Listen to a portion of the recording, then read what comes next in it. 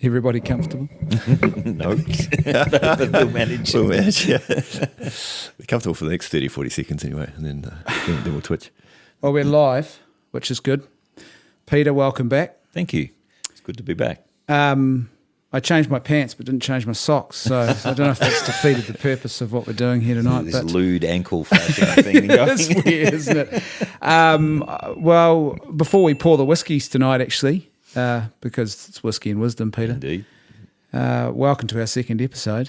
Thank you. We should say that you are now a doctor. Yes. Gosh, has it been that long since our last Yeah, conversation? because we recorded an audio podcast and I accidentally called you a doctor and you had to correct me. Remember? And you're like, not yet. That was some time ago. Yeah, would have been what? Was it 2 years maybe? Oh, at least 3. Oh, wow, okay. Yeah. So I could have been calling you for my medical Could problems. have Is that what been you're saying? could have been to Yeah, it might have been 2023. early 2022. I was Yeah. finally. I handed it in 2019. So Wow, okay. yeah, it's a long process. I suppose for those who haven't tuned in before, Peter, why don't you just tell us a little bit about yourself? And you've written a book too, which we're going to talk about tonight, but just tell us a little bit about who you are, Peter. The fun stuff or the boring stuff? Okay, the boring stuff first. Born and raised a Brethren evangelical kind of anti-institutional Protestant. Yeah. Very intensely Bible focused, and that's remained with me my whole life, and I'm very grateful for what they've given me in that area. Various crises came up in family life, and spent a brief time in the what's called Assemblies of God, the Pentecostal Protestants. A little bit of turmoil there as well, both at church and home, and found some interesting people in the Lutheran Church. They took their scholarship very seriously. Since I was interested in Scripture, I got right into their Scripture scholarship. I ended up being a Lutheran seminarian and a pastor. They're quite serious. At least they were back then. Taught Greek and Hebrew, and I learned a little Latin on the side because languages seemed to fit me. Yeah. A little theological German later, and had a bit of fun. And then after a crisis of faith, again, same crisis all the way through. Really? The question is, how do you know? Yeah. But finally... Did it feel different at the time, Peter? Like these crises? Or was there it a was theme in annoying there, that it was the same, because how do you know came up when I was 8 years old, and it was so annoying at 30 to be standing in a room having 6 years of theology behind me, having read the texts in their original languages and studied them deeply, and sit in a room of 400 and something pastors, and we still don't know. Yeah. It was so frustrating to have thought you found the answer so many times. The charismatics answer is, at least the Protestant charismatics is, well, God tells us. Yeah. You go, well, that's great, but he seems to be telling that guy something different. Yeah. And doesn't seem to be talking directly to me. Yeah, it'd be nice if he did, eh? Yeah. Like on the regular. That would solve all the problems. Yeah. So for some reason, God's providence, and I'm not even joking. Like it doesn't work. Like he likes in some way. It can't if we have free will. Yeah. Living in the tension is part of the human condition. Yeah. That's how he wants it. Free will is necessary for love. Yeah. And since God made us for love, we have to have free will that's meaningful, which means we have to be free to choose. And part of the freedom is to search and to know. But the key factor is you need to know at least enough to get to heaven. And if there is a good God, and I can't believe otherwise looking around the world, especially here in New Zealand, if there is a good God, he's not going to say there's a heaven and there's a hell, pick a box, we'll see how you go. Yeah. If there's a good God, he has to be merciful in both showing you clearly what the choice is and giving you the opportunity to choose it. Yeah. And I as all of them, but specifically as a Lutheran, when I was really thinking theologically, look around, go, why is this so hard to make the choice, to find the truth? Surely I'm not the first person to think of this. And then look back through history and you find that every time a big crisis came up, they referred back to those verses which draw us back to the church and Christ's promise to guide the church in those times. Otherwise, the Holy Spirit went on holidays for quite a few years Yeah. before he Yeah, turned up. that's- Well, that's Calvin's issue, though, isn't it? When he admits himself, look, you don't see what I'm saying here before Augustine. It's that the implication is what? Yeah. Yeah. But G.K. Chesterton's summary of Protestantism is the best I've ever found. It's about one page, and he's just talking about Thomas Aquinas, and he calls Luther the sequel to St. Thomas. There's a little chapter at the end of his book, and he summarizes it. I'm going to do a botched job of it, but he basically says Protestantism, the problem with Protestantism isn't what it says, but that it's emphasis and nothing but emphasis. So they pick one good thing and go with it, go hard, like Hillsong, sing. Not about much, but they sing. They sing pretty well. Yeah. Yeah. But the vacuous lyrics and the theology is lacking and all kinds of things like that. But, the brethren are really intensely Bible-focused, but they actually don't understand the Bible. They're so focused on it, they don't have the benefit of all the wisdom of the ages and the scholarship and the church's guidance. Pretty much every church has a thing they're good at. And usually, because they focus just on that, they're better than the Catholics at it. Yeah. Because that's all they're doing, or one or two things. Yeah. But what they lack is the full picture to make sense of it. So I don't actually refer to myself as a convert. I think I never changed faith. I just completed it. Yeah. Just filled in the That's right, gaps, and now it makes sense. Yeah. So Yeah, it's also a positive way to think about it in the sense of it's not like, oh, you guys are so wrong, and look at me, I'm right. It's like, no, thank you for what you gave me. yes, Thank time. you so much for what you gave me. And So- then, and I've been fortunate enough or whatever, it's been providential that I found some more. Yeah, Thank you. I still have the passion for the scriptures that I had in my childhood. I still have those memory verses floating around in my head that we had to learn a couple of hundred a year, and they still come to me at times when it's just providential. Yep. The Lutheran training you can't get in the Catholic Church, except at my uni where I teach it. So I teach the languages. You're passing on the good stuff. Greek and Hebrew. It's struggling because we don't have as many enrollments as we'd like, and the economic rationalists are busy waiting with their razors at the door. Utilitarianism at its worst. But the Lutheran seminary is closed now in Adelaide, and they're all online and sort of doing things via America.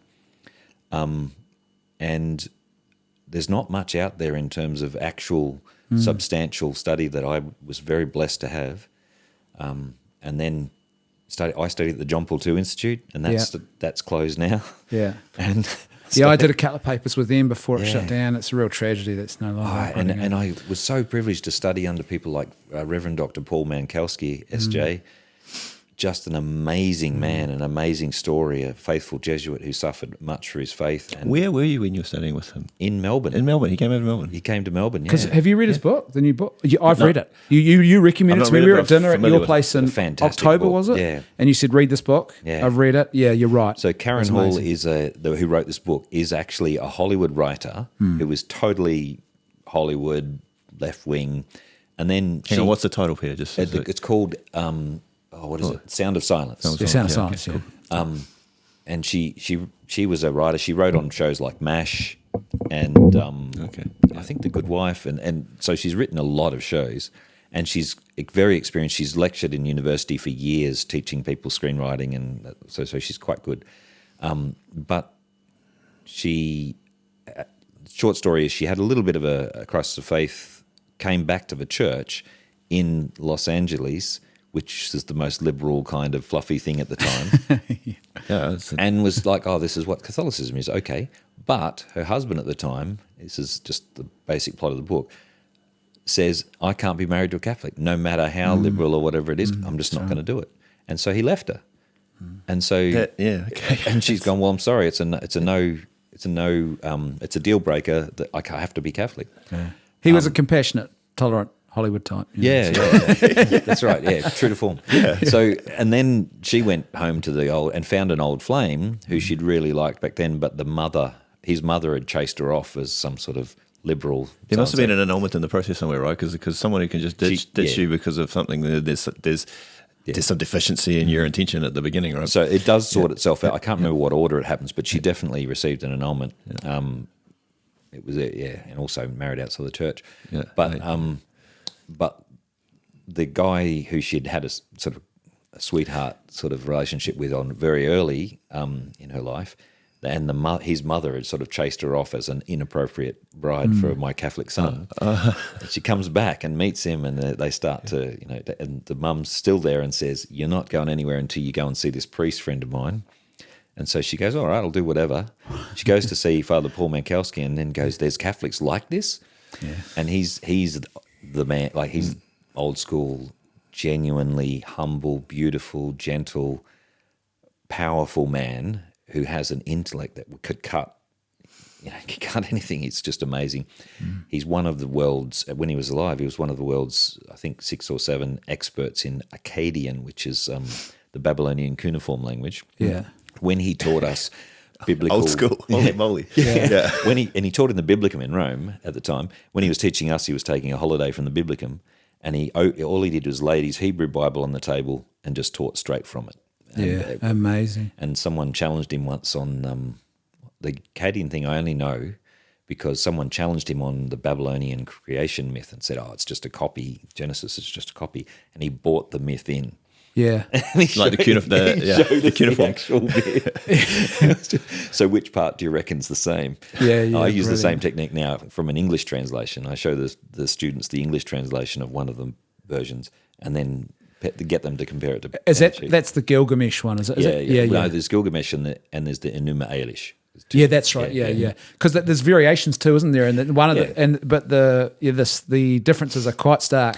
Yeah, and it depends which god they're particularly wanting to promote at the time. And also, we humans sometimes wear the blood of Tiamat, which has fallen to the ground, and so we're evil. And sometimes we're the blood of Marduk, so the god of order. And it depends on who's promoting what. But the point is it's chaos. Yeah, in the Babylonian, it's just randomness, and we are a random kind of byproduct of this chaos. And Tiamat's the god of chaos, who all the other people are trying to slay. And the reason why the king is sort of an incarnation or a priest of Marduk, and you have to adhere to him, is because the Tiamat's still under the sea. That's why the sea's so restless and everything. So she's still, and the whole world is basically her coalesced into this sort of rock.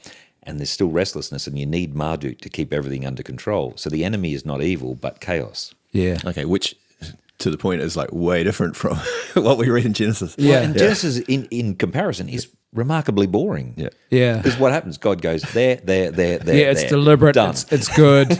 It's not random chance. It's not a hyped up fictional novel. That's right. Yeah. Beautiful. Speaking of, before we go any further, 2 things. We still haven't poured a whiskey, which is absolutely poor form. And so what we were going to do something really strange tonight, which was I've got a whiskey here, but Peter's also brought one, or as he's awkwardly opening it, from the duty free. And I thought, no, you can't. Initially we were going to have 2 separate whiskeys, but I think we'll share your Brook Laddie. And that's not because I'm a cheapskate, but because... it's all right. We'll get into yours later. It's all part of the whiskey thing, you see. Yep. 3 guys with 3 different pours or something silly like that. It's just not. It's not community. So, Peter, I'll get you just to tweak your microphone too, and then I want you just to share with us just a little bit about what we're drinking. You don't have to tell any great story, but it's the Brook Laddie, isn't it? Get some of that in your hand, gentlemen. I should say Shlanchava. Cheers. L'chaim, which is to life in Hebrew. Amen. That's a good toast. Yeah. How would I respond? Shalom or L'chaim? L'chaim. It is. You gotta get the L'chaim. L'chaim. Yeah. So Chaim is Chaim. That's a name. That's a Hebrew name as well. Chaim Podok is an artist. Yeah. There's a lot of cool, because the Hebrew names really mean something. Yeah. Sorry, we're getting distracted. So I hated whiskey because I'd only ever drunk red label rubbish. Yeah. Right? Yeah. And I once told a Scotsman, this is what you don't do. I've done 2 big mistakes like this in my life. I once told an Italian how to drink coffee, and I told a Scotsman that whiskey wasn't that nice. Oh, no. And he said, "What are you drinking?" And I told him, and he said, "That's not whiskey. That's just..." I won't say what he said it was. It was something unpleasant that comes from an animal. Anyway, and he told me, as a rule of thumb, anything from the Isle of Yle which is spelt Islay, and you'll see quite a few of them in the single malt section of your whiskey shop. But anything from Islay is quality. And he's right that almost every whiskey from Islay has been quality. So as a testimony to that, cheers, gentlemen. Thank you. It's the Brookladdy Classic 8, isn't it, we're drinking, Peter? Mm-hmm. Brookladdy is one of the better distilleries. This is my go-to. So this one, or the Bunnahabhain. The Bunnahabhain's much more smoky and peaty.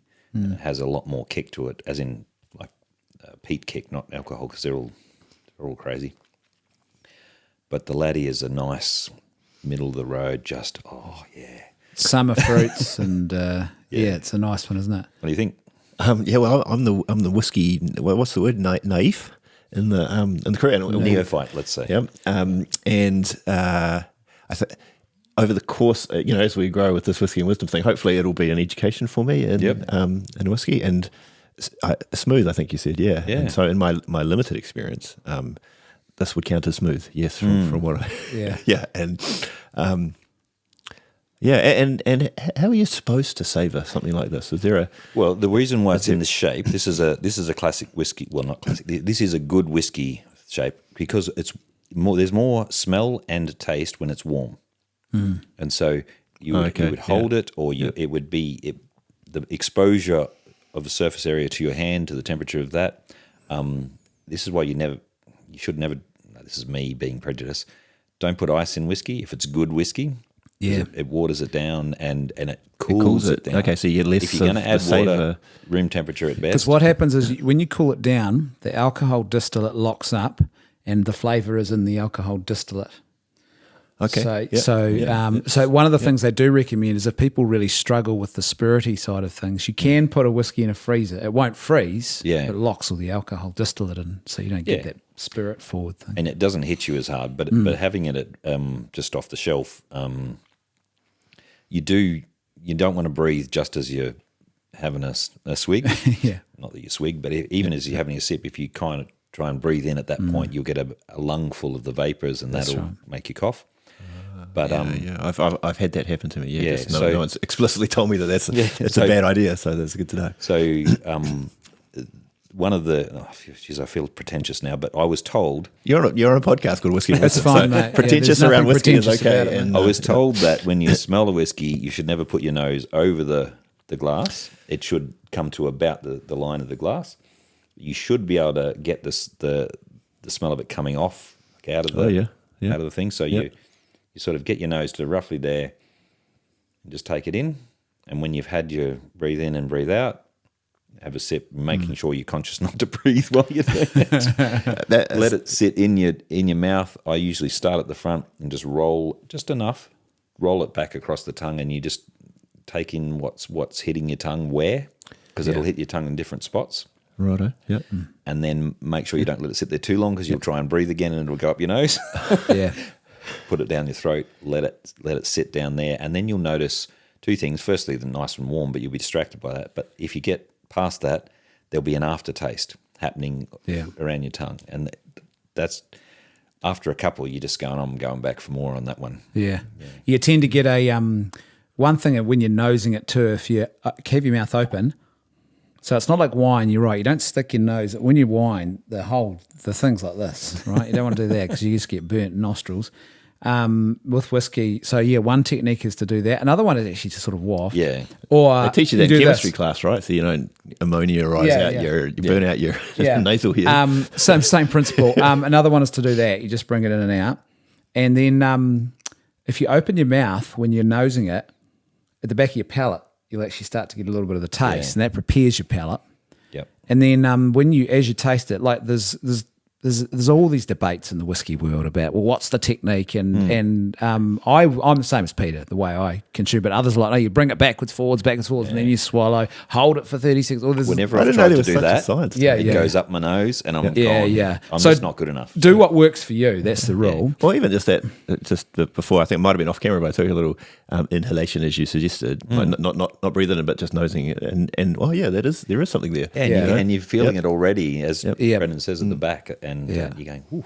And what you're looking for when you taste is there'll be a front, a mid, and then a back. Sort of, what's it like at the front? What's happening in the middle? Does it die away quickly? And then sometimes they come back, I had a whiskey actually just the other night with a New Zealand bishop who shall remain nameless. And it was a very expensive 29-year-old whiskey.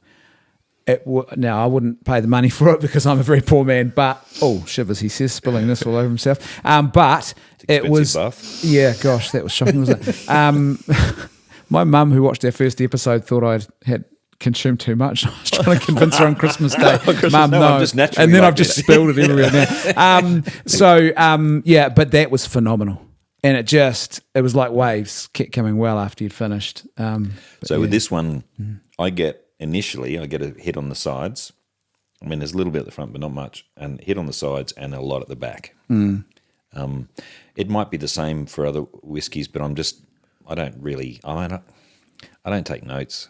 I sit there and enjoy the whiskey. Yeah. And it's not about me trying to prove to anyone, because I'm usually alone or at home with the kids and wife, and I only ever have one, so it's just a sit down. Yeah. This is great. I'm getting, and this is a beautiful thing God's created, in moderation. Yeah. And I usually, because I have an alcoholic uncle, and there's more records of alcoholism in my family tree, and I'm aware that it can in fact be some elements of propensity to alcoholism can be hereditary. Yeah. I make sure I never drink 2 days in a row. Oh, that's your rule. Yeah, that's a good one. And I only have the one or at the most two if I'm in social. Yeah. And then if I have two, it's got to go a couple of days. My general rule is that I generally drink only on the weekends, and maybe like a Saturday or maybe a Sunday evening. That's sort of it. Yeah. You're same as you, just a one or a two, and that's it. And one of my big rules is if I start to, even if I've only had two or one, and on the second one I start to lose taste, I'm like, okay, no, that's just turn it off. I'm not drinking for taste anymore. Yeah, that's exactly right. Well, you drink for pleasure. Yeah. And the pleasure isn't being out of control of myself. I was talking to one of the participants here actually about that. I should say, Peter, we actually, for people who don't know, obviously we're not in the studio, folks, so we're actually on the road, and so things are looking a bit rough around us at the moment, and I'm spilling whiskey all over myself.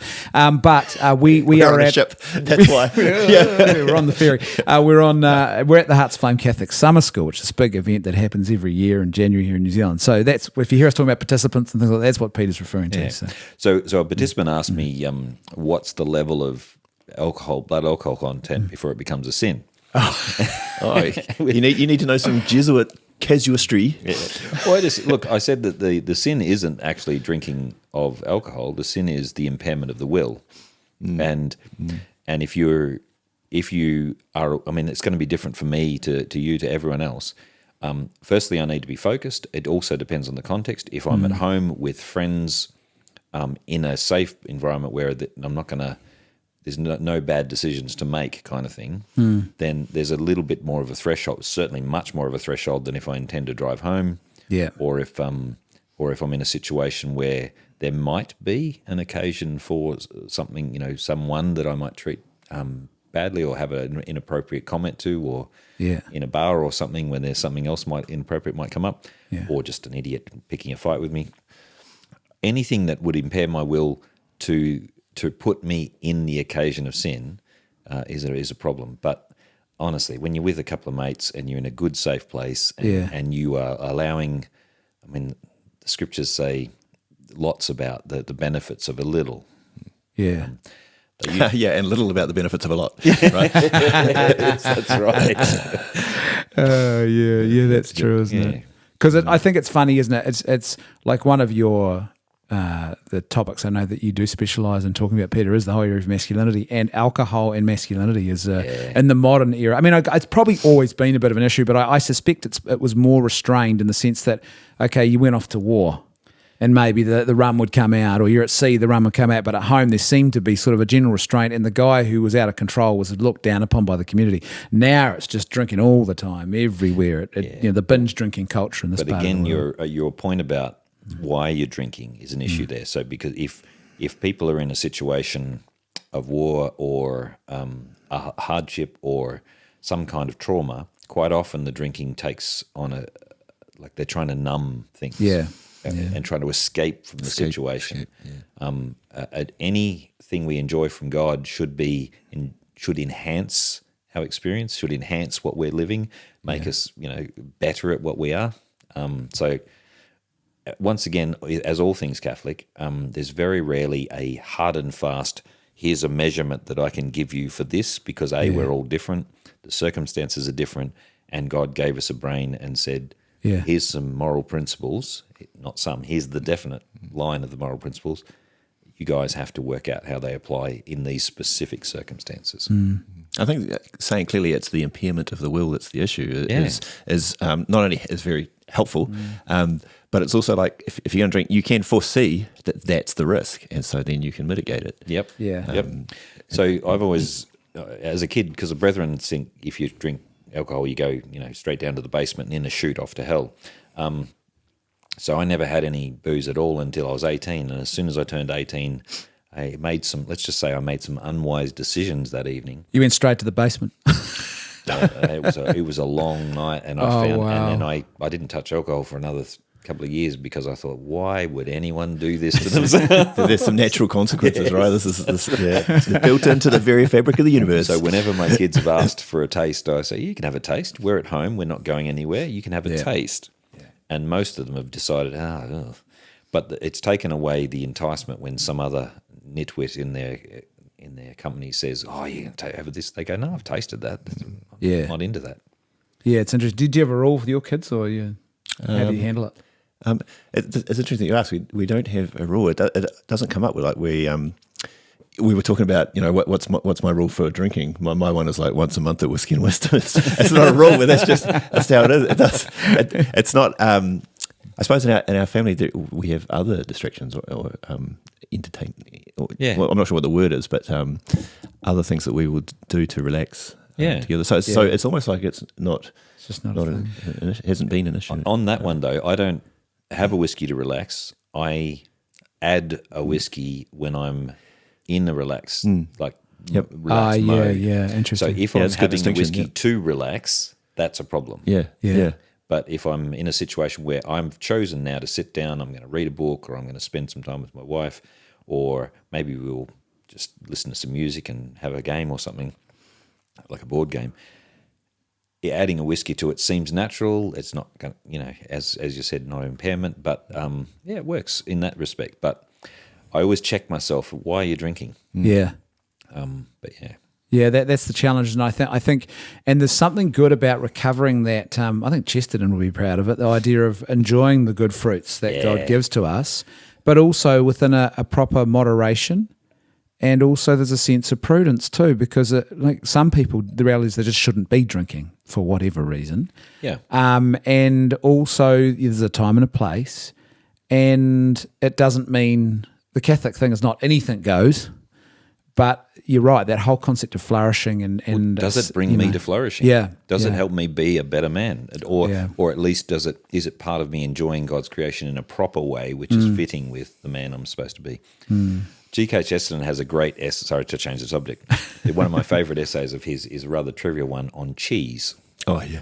Magnificent essay of cheese. He magnificently starts the essay on cheese and has a go at cheddar because it's too universal, homogenous, and how he loves the fact he travels across England and comes across all the different local cheeses, and he turns it into an analogy for communism and free market. Oh, that's right. Yeah, I remember that. Gosh. So communism wants to homogenize everything, make everyone the same, and his view of the sort of freedom of a natural subsidiarity is that you should have a local product wherever you go because it's a natural expression of the local people. Yeah.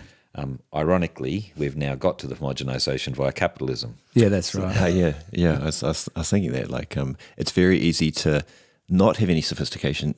Maybe that's not the right word, but not enjoy this differentiation because you've got to go looking for it. You've actually got to put some work into looking for it. It's not like you'll just accidentally run across a different cheese when you go to one town than another. So I'll tell you a story about the cheese thing. You just get factory produced cheese, wherever you go. That's right. We went to, when my youngest boy was born, he's special needs, and so we were and whenever he got even the slightest flu, we were back in intensive care, and it was really quite intense for about 2 years.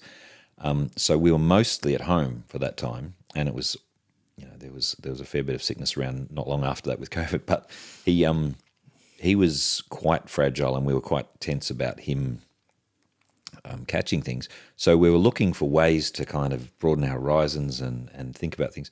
I don't know if I should be advertising Monty Python, but there's a skit in Monty Python's, one of their shows, Moderation's The Cheese Shop.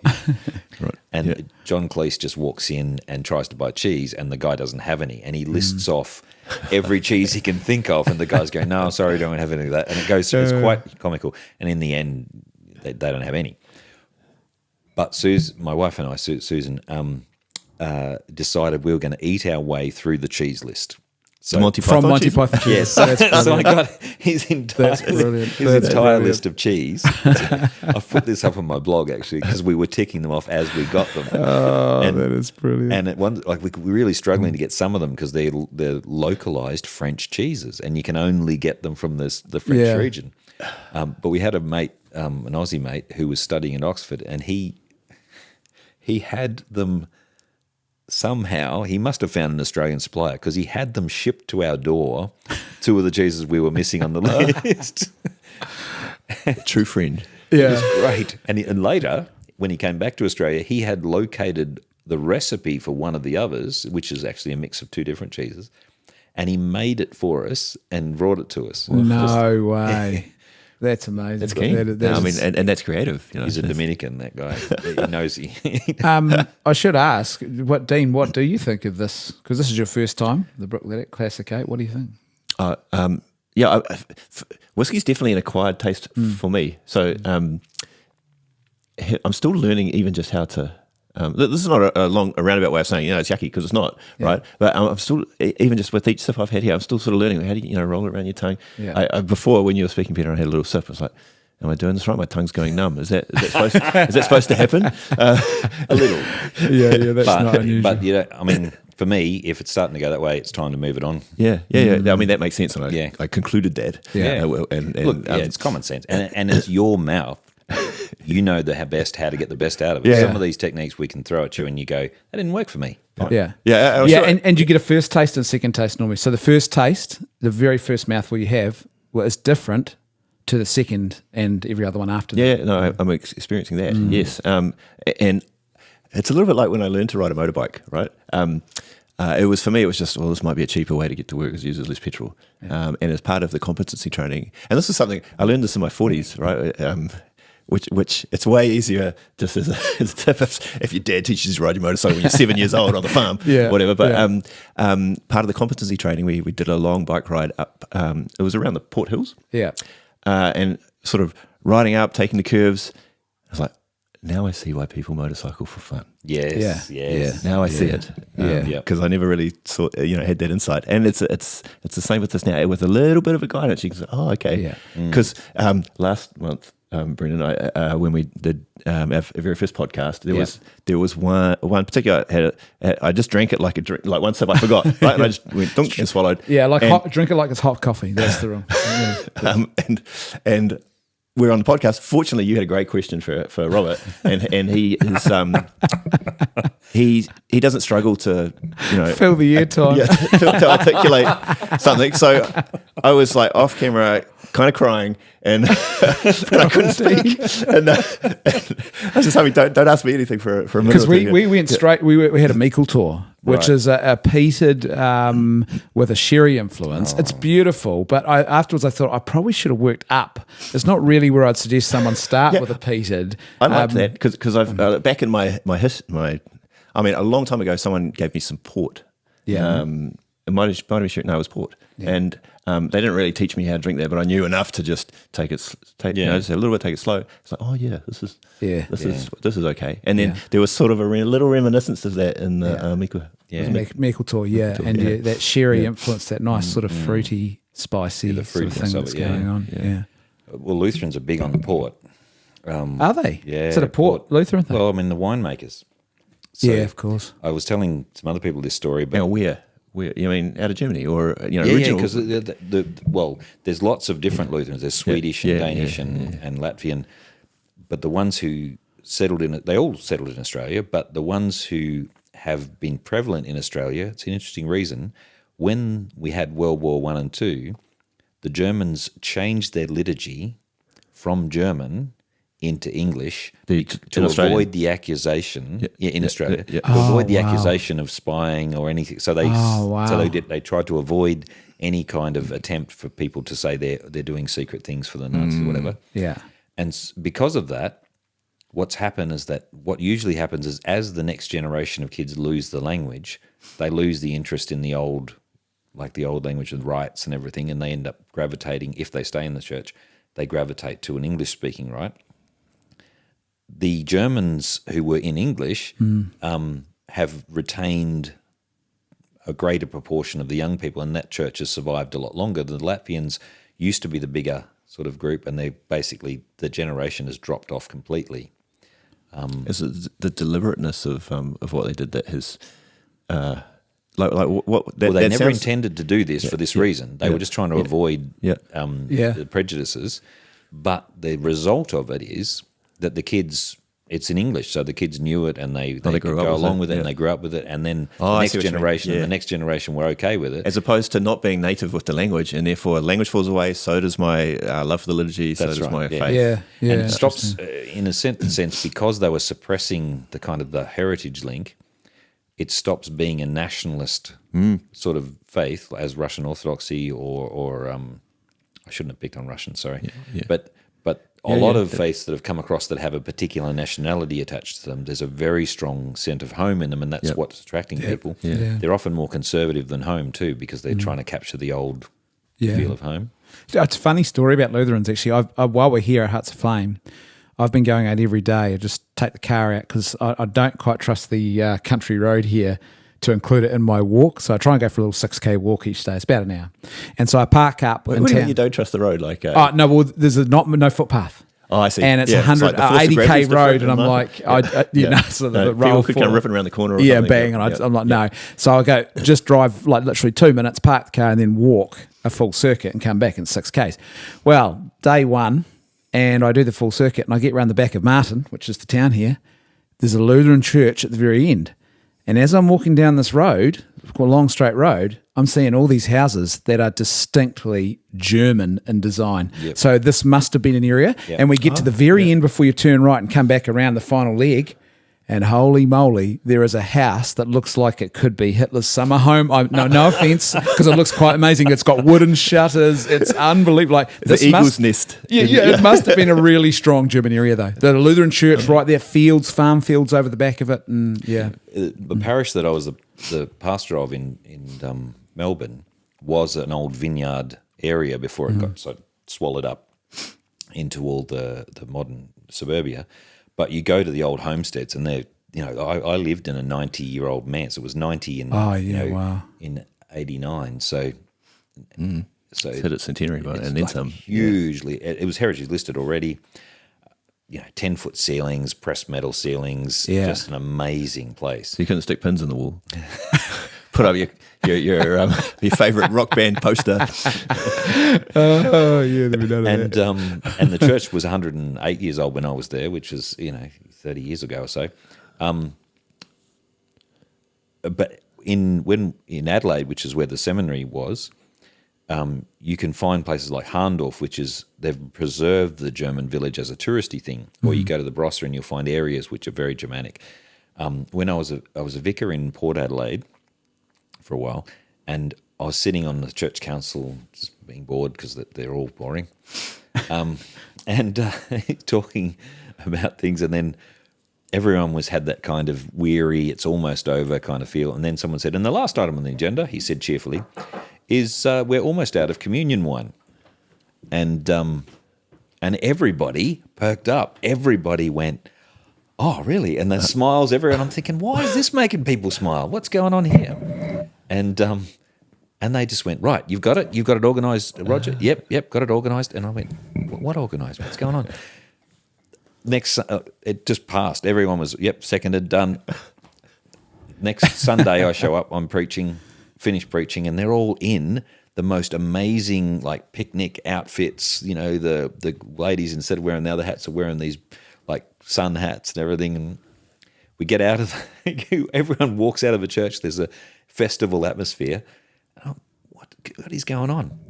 I come out of the vestry having taken off the robes, and there's a bus waiting out the front of the church, and everyone just files onto it. Like everyone just files onto it, and the pastor, who's my sort of vicar father or like a priest who's looking after a deacon, I guess, drags me onto the bus as well, and my wife's with me, and we drive up to the Barossa Valley to a vineyard that's owned by a Lutheran bunch. Way. And they sit there out on this field, and the what's the word for a vineyard person?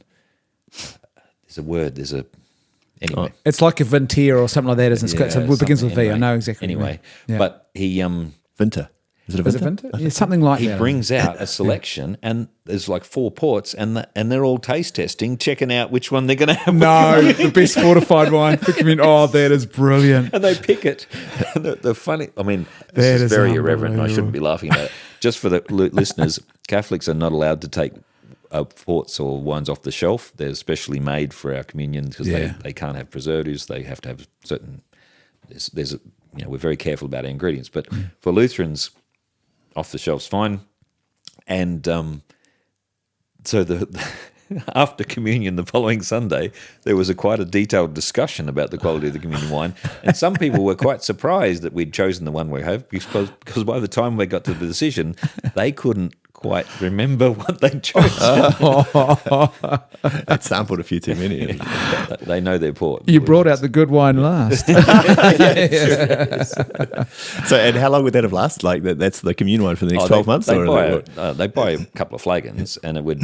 And because it was such a community, I don't know how much a typical parish did, because when I actually moved to my own parish, it was quite a small one. So it'd be less, 100 or so people worshipping. I had 2 points in the parish and 100 people in one, and maybe 20 or 30 in the other. And they supported a budget of 120 grand a year. Wow.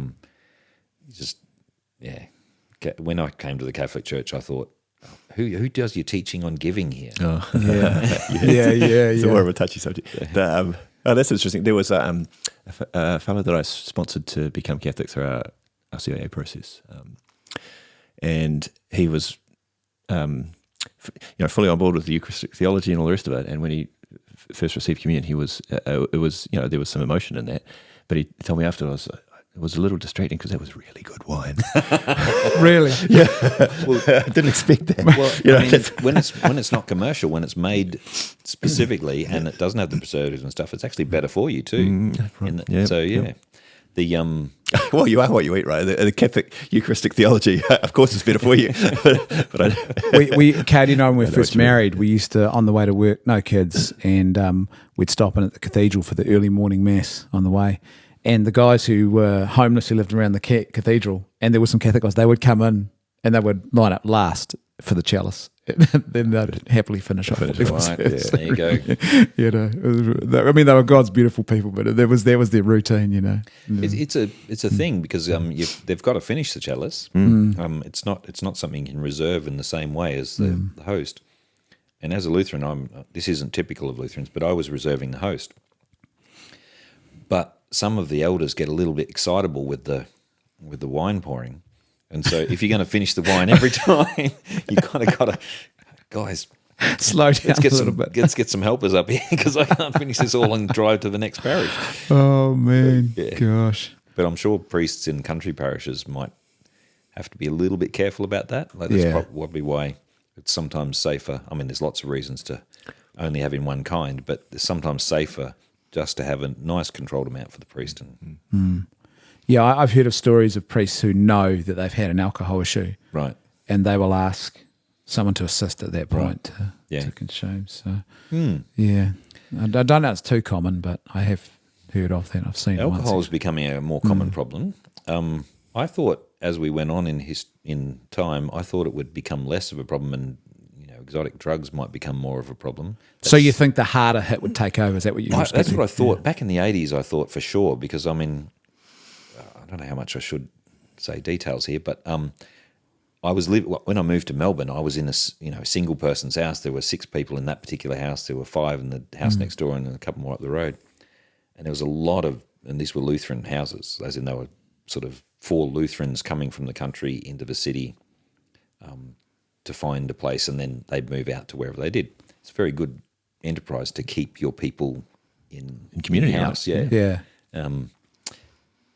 But there's a lot of beer going down in those places, but next door there were some much harder substances being thrown around, and you could see the trajectory of people who were using it for numbing purposes or for recreational purposes that naturally ended up that way, and there was always a kind of a feeling at least in the late 80s, early 90s that was where it was going.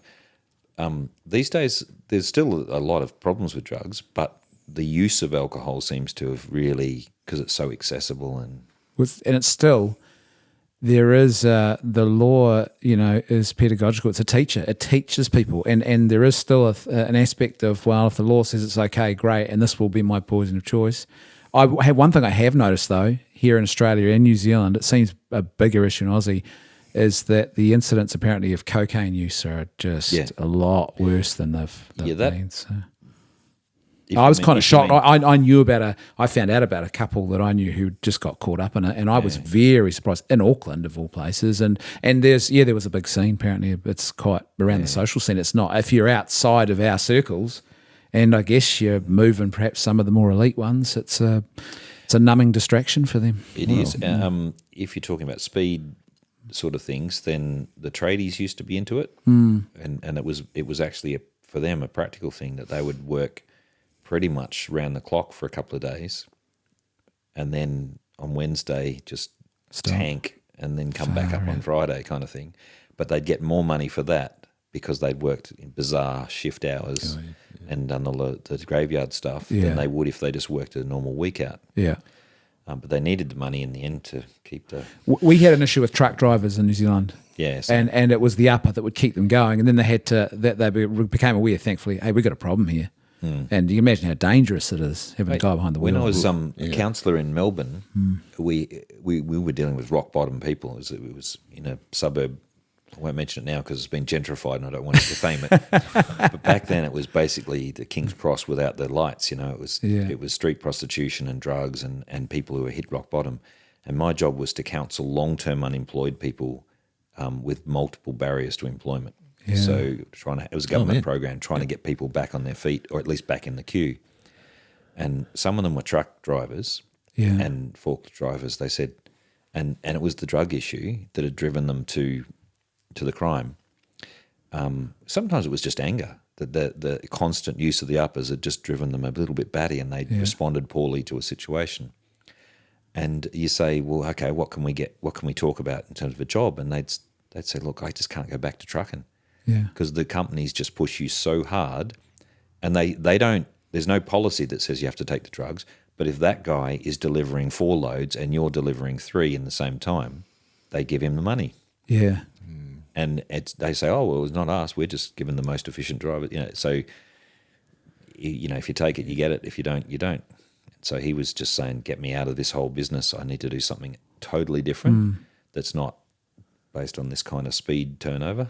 Man, I guess it's the modern challenge, isn't it? Right, and I was thinking as we're going through the conversation tonight, I was thinking we did say we were going to talk about masculinity, and but it is relevant, right? Men who sort of, what's my sense of purpose? Yeah, very goal How do I focused. feed my family? Because that is still a good thing that men are drawn to. The money thing is huge for men. I think it's a massive thing for men. Steve Biddulph, who's a secular psychologist, wrote a book called Manhood.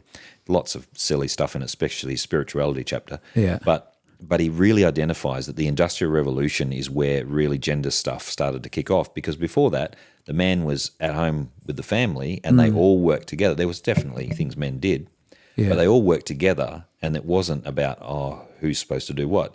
You did stuff as a family. Yeah. And the man often represents the family. So when early encyclicals they talk about a man, they often mean as him representing the family. But when they started pulling the people out individually and shoving them into factories over there or mines over there, it becomes an issue how you treat men and women and what their roles are. but only when wages and jobs came into it. Yeah. But then Steve Biddulph talks about mortgages as being the thing that neuters a man. He uses a rather colourful analogy that when a man takes a loan, when he walks out of the bank manager's office, he's left one of his testicles in the drawer. And when he gets to that point where he really needs the sort of the oomph to make that hard decision or to take the risk, or maybe face down the boss and say, no, I'm not doing that, it's immoral, he's got this massive debt weighing him down, and it's harder. It's not impossible, but it's harder for him to make the right call or to make the courageous call or stand up for what's right, because he's got the debt is just such a That's a great point. Weight. Yeah, I can see that. It's the and I think about things like moral courage too, especially in such an ideologically sort of corporatized world where the corporates are now sort of like a priestly class in their own right, and so you get these moral demands placed upon you, and it's like, well, I can't push back because I'll lose my job, and then my house goes, So the guys in America are talking about debt relief and all this sort of thing, and the right wing kind of opponents of this, and they're not Christians, but they're coming out saying, actually. And this is an interesting argument for Christianity, because they say we desperately need debt in our society. I'm not saying this, by the way, for the record. I'm not saying this. But they say we need debt in our society. That'll be the clip. Pete said more debt. He's saying we need debt because Christianity is no longer the motivation to do anything anymore. Because there's no motivation for you to be a good citizen, to work in the family. So if you don't have debt, he says everyone's going to stay home and just tick over. There's no motivation at all. There's nothing driving our society. So we compel you to what we want, to our ends. And debt's necessary in order to keep this money machine ticking over. Far out. And so they're actually pushing really hard against any sort of attempt to provide relief for people, because the debt has to be there for them. Whereas in the Catholics talk about usury, and we say it's totally evil to use large wealth against someone who has no money and use their poverty against them and milk them for even more money. It's a classic bully situation. Yeah. Yep. And they try to sell it as if, but we're providing. You know what? If you weren't doing this stuff, we could probably get houses for actually a reasonable price for reasonable work. Yeah. Anyway. An honest man sees an honest wage for an honest day's work. That's the ideal, right? But even in Rerum Novarum, the wages, if you read it carefully, the wages are only tolerated as a means to get to independence. Yeah, interesting. Because it says a wage should be paid to a man which allows him to provide for his family and with prudent living to reach his own sustenance, his own capacity to make, and that in that context, he has the capacity to make those courageous decisions we talked about. Yeah, it's a big area that we've got a struggle with right now, because they try to make man, like, what's a man these days? A guy brings home the bacon, gets a big wage, he's an important guy in this, he's got a good career.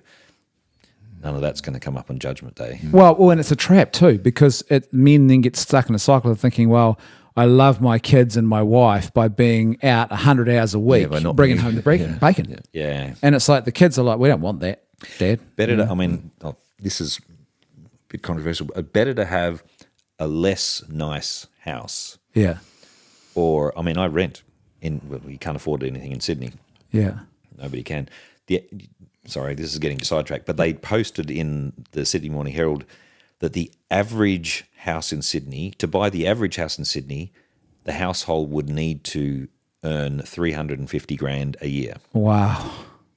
And in order to just service the mortgage. Oh, okay. Yeah, not to purchase the house. No, not to purchase the house, but to service the mortgage for an average house in Sydney. You need $350,000 coming in the door. Now, trust me, people, I'm not even near half that. Yeah. Nowhere near it, in a third nearly. But it's just untenable for anybody unless you're prepared to. And their solution at the moment is that they're negotiating, pushing out the maximum loans to 60 years. In Japan, it's already 100 years. Now, that's generational slavery, basically. Yeah. Yeah, here you go, kids. Here's your debt. Let's enjoy, Like, Yeah. I'm a little bit staggered, but I guess it underlines the evil of usury as a thing, or it really is slavery. It is. It's in fact, when I actually examined Old Testament slavery, because there's it's lots way of more comparisons to the slavery that happened in the US, which is racially based. Yeah. Antebellum, very different. And you can't buy your way out, and it's not a socioeconomic class. Is in some respects, but it's not as a part of a movable order, and therefore abhorrent in all senses. But in Greco-Roman world, it was a socioeconomic reality. So if I run out of money and I have to pay debts, I sell myself for X number of years or something, or just for an amount, and then that pays my debts, keeps my family out of debt or whatever. I work until I get the money to pay back to buy myself back out, which is literally a mortgage. Yeah, yeah. Except that it was on better terms. Yeah. Now, there's slight moral problems because they had different laws applied to them and all sorts of things like that. But our terms are worse. They go for longer. In Jewish theology, there's a cancellation of debts every Jubilee. 7 years. Yeah. And it's one thing I ask my business students when I'm teaching them their core curriculum. What do you think would happen in Sydney if we cancelled every debt in every 7 years? And they say, well, the banks wouldn't lend you any money in the year before the 7-year cut-off. Yeah. And so what would happen to prices? Everything would go down. Yeah. Because you can't. It's an economic cleanser, right? It's a reset. It's quite a very it's very prudent. And it means no matter how much money or power I've got, I have a limit on how much I can exploit you. Yeah. Yeah. So even if I'm motivated to exploit you, as the exploited person, there's some hope here. I'm not just grounded down for life. Yeah. Which is where our Jubilee actually comes from. The 47 sevens, the 49th year, the 50th year is the one where not only is debt reset, but lands go back to their original tribe and person. So even if there's been some sort of clever manipulation of it, it all resets. Because it's interesting, when we talk about economics and masculinity, I think one of the traps today is particularly perhaps even in conservative, or not really authentically conservative, but you might say more right, or even in some Christian circles, is the whole idea of the trad wife and the husband who goes out and earns money and trad wife stays home. And they're like, this is what's traditional. I'm like, no, you're not going back far enough, because if you go back pre-industrial revolution when men weren't pulled out of the home, the whole family was part of the economic unit. Yep. And read the book of Proverbs. The ideal wife is selling stuff that she's made at the city gate. She's her own economic buying real estate and developing it Yep. into a vineyard, and then That's right. from her earnings, she's buying other stuff and then selling it to merchants. She's kicking butt in that whole passage. What the guy's role is sitting in the city gates by himself. Now that's, I should say, the city gates is where the judgments of the city, where he's probably one of the elders of a city, and he's got a very important role. Yeah. But in that particular poem, his role is that he's bragging about his wife. Yeah. Check out my wife. She's awesome. Yeah. None of that is about beauty or externals or lust or desire, except when he says, charm is deceitful, beauty is vain. That's right. But a woman who fears the Lord is, and even the Torah is on her lips as part of it. So she has a distinctive teaching role in. So the Torah is on her lips, and the teaching of kindness, the chesed, which is usually translated loving kindness, the mercy of God, is on her tongue. So she's both catechizing and teaching them God's mercy in her. In our own home, having servants and everyone around as well. So it's a fantastic text. Do you remember DC Talk, the band DC Talk? Oh my gosh, a woman who fears the Lord, she ain't playing. That's how they used to put it. That was from the album Free at Last. That's a great album. Oh wow, great album. That got me through. I was a teenager at the time, and do you remember the doco when they went into the prison? Yeah. I love that. But they had a lot of stuff on chastity. Like they did an answer to George Michael's "I Want Your Sex," and they had "I Don't Want It" song. That's right. Yeah, it was pretty corny when you listen to it now. It's pretty corny hip hop stuff. But it's funny. Now, speaking of hip hop, though, I was saying before we came on recording, a lot of modern stuff, because they don't have to go on radio, because they can go on Spotify or everything like that. Some of it's starting to get really hard hitting and really searching lyrics. Yeah. So there's actually he's not Christian, but has a Christian background, a rapper called NF. Oh, yeah. Just the letter NF. My kids like what he has to say. Do they listen to NF? Yeah. And well, firstly, he's, as far as I can tell, he doesn't swear in his stuff, so that's good. He does talk about hard things, and I kind of like that. I mean, we were joking about I have Rage Against the Machine. Don't listen with the kids in the room. But and hard, like U2 and bands from my era that actually said something rather than just the vacuous, eat, drink and be merry and grab the girls. When they say something and it's substantial, it's not perfect. It's not even fully Catholic. But if they're searching and they're saying something, I'm fine with that. Hear a kid listening to this and you think, what attracts you about that? Oh, I'm really angry about that. Right, tell me what more about that. Where's that going? I'd rather listen to, say, someone like Noah Gunderson, and he's a guy really is searching and probing away, and he's got this whole song, and there's some choice language in there, but he's beautiful sort of folk guitar type singer, beautiful voice, and it's the song. One of his songs, earlier songs, was about having coffee with God and asking about why is there evil in the world, but it wasn't. It wasn't cheap shots. It was genuine probing. Searching, yeah. And a lot of his other stuff it's really beautiful. I'd rather have that than, say, just listening to mindless pop singer 104.9, whoever it is that's the latest thing that's just telling you. And it's vacuous. And it's most of it these days, I mean, the top 40 or something will have about 15 of the songs written by 3 guys. Yeah. Because it's just a machine pumping this stuff out. Yeah, that's right. It's a formula. But someone like, now I'm going to get myself in trouble for naming names, very controversial album by Demi Lovato. She used to be more pop, and then she's gone, and I'm not going to say the name of the album because it's offensive. Yeah. But she sings songs about the objectification and use of stars for the selling of music, and she's reacting against it and singing quite powerfully against it. She talks about and there's quite a bit of the theology of the body in a hurt, bitter way coming through. You've got to dig through that, don't you, to get to it. It's not casual listening. It's not for your kids. But in terms of, if someone told me they were into that, I would say, let's talk about this because there's something there. There's a substance there.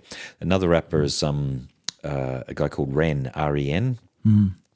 And he struggles quite a lot with his own physical health, and so there's a lot of theodicy in it. Oh, I like Ren. He hit the scene about 2 years ago independently, didn't he? Yeah, amazing. He's almost all independent. UK guy. Yeah, amazing, he's got that guy. real sort of London kind of accent, but he can sing and rap, and he's very, very clever with his back and forth. He sings about mental health. Yeah. At the same time as singing about capitalism. Yeah. And it's a bizarre mix, but it works. But it really works. So he's sitting there. And there's one of his songs. He's talking to a therapist in the song, and they're talking. Tell us what's going on. And the therapist there's a glitch in the video, and you're seeing this quite crazy image of, and they're trying to give him pills, and he's trying to hold it off. But then when they say what's the first thing that comes to your mind, and he just comes out with, how come I'm the one that's sick, and you guys are just doing all this rubbish to other people, and you're exploiting people, and this is all okay, and I'm the one that's wrong, and I don't think I should be the crazy one here. Yeah, he's almost theatrical too, the performance and the complexity. The song goes one place, and then there's a whole new, almost like a completely different song, and then another one, and all together in one piece. And it's kind of hard to explain, but you got to. I'd YouTube him. But once again, not for the kids. No. and not for easy listening in the background. Have you heard Tom McDonald? No, I haven't. So he's a sort of how would I describe him? I don't know. You have to get to American. I don't want to say alt-right. He's right-wing rapper, but he sings about cultural issues, and he's just there is an element of parody too in him. How come? He has this one in one of his raps. He's got this line where he just lands on where he says, how come we can identify what life on Mars is, but we don't know what's in a womb? So he's just really, he's it is a bit. It's not for the kids again. It's not for the kids, but it cuts through all the ideological nonsense. Yeah, Well, if people, it depends how honest they are with themselves. So. Yeah. The thing I liked about NF is that he actually asks hard questions, but then he admits what his own limitations are. Yeah. And Ren basically has a couple of songs where he talks directly to God, and it's called To God or Dear God or something. Yeah. And he says, how come this world stuff, but actually how come I'm hurting? Yeah. And then maybe you've got an answer. Maybe this is the answer. I'm not ready for it. It's really quite honest and raw. Yeah. I don't know. the 80s music I remember wasn't terribly deep. No, but we had an interesting experience at home not too long ago where the kids wanted to know, what do you guys listen to? You know, and so, interesting. You know, so we played a bit of their music, and no, it wasn't terribly deep, but it wasn't all the same. That's exactly right. Yes. Like where I hear current pop music is when I'm doing the groceries. Yeah. And sometimes if you go at the right time, they must have figured out, this is a demographic where people, my age are going to be shopping, so they play music from, from when I was a teenager. Whatever. So you hear one of the softer Bon Jovi ballads. Exactly. That's right, Bryan Adams or something like that, right? Whereas you go another time and it's just kind of nasally whining of pop singers, auto-tune pop singers, or whatever, and there's nothing to it. There's nothing there. One of the entertainment podcasts. Sorry, I'm on a bus and I get car sick, so I can't read. Yeah, so podcast. So I listen to The Rest is History, which is Tom Holland. That's great. He's good. Historian. Yeah. Great stuff. Rest is Politics and Rest is Entertainment. And they analyse things. They analyse the music top charts, and they said the last 2 decades, like 80s, 90s, noughties, bands were over half of the top chart at all times.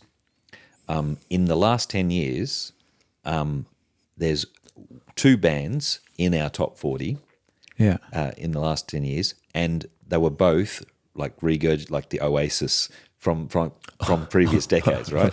Yeah.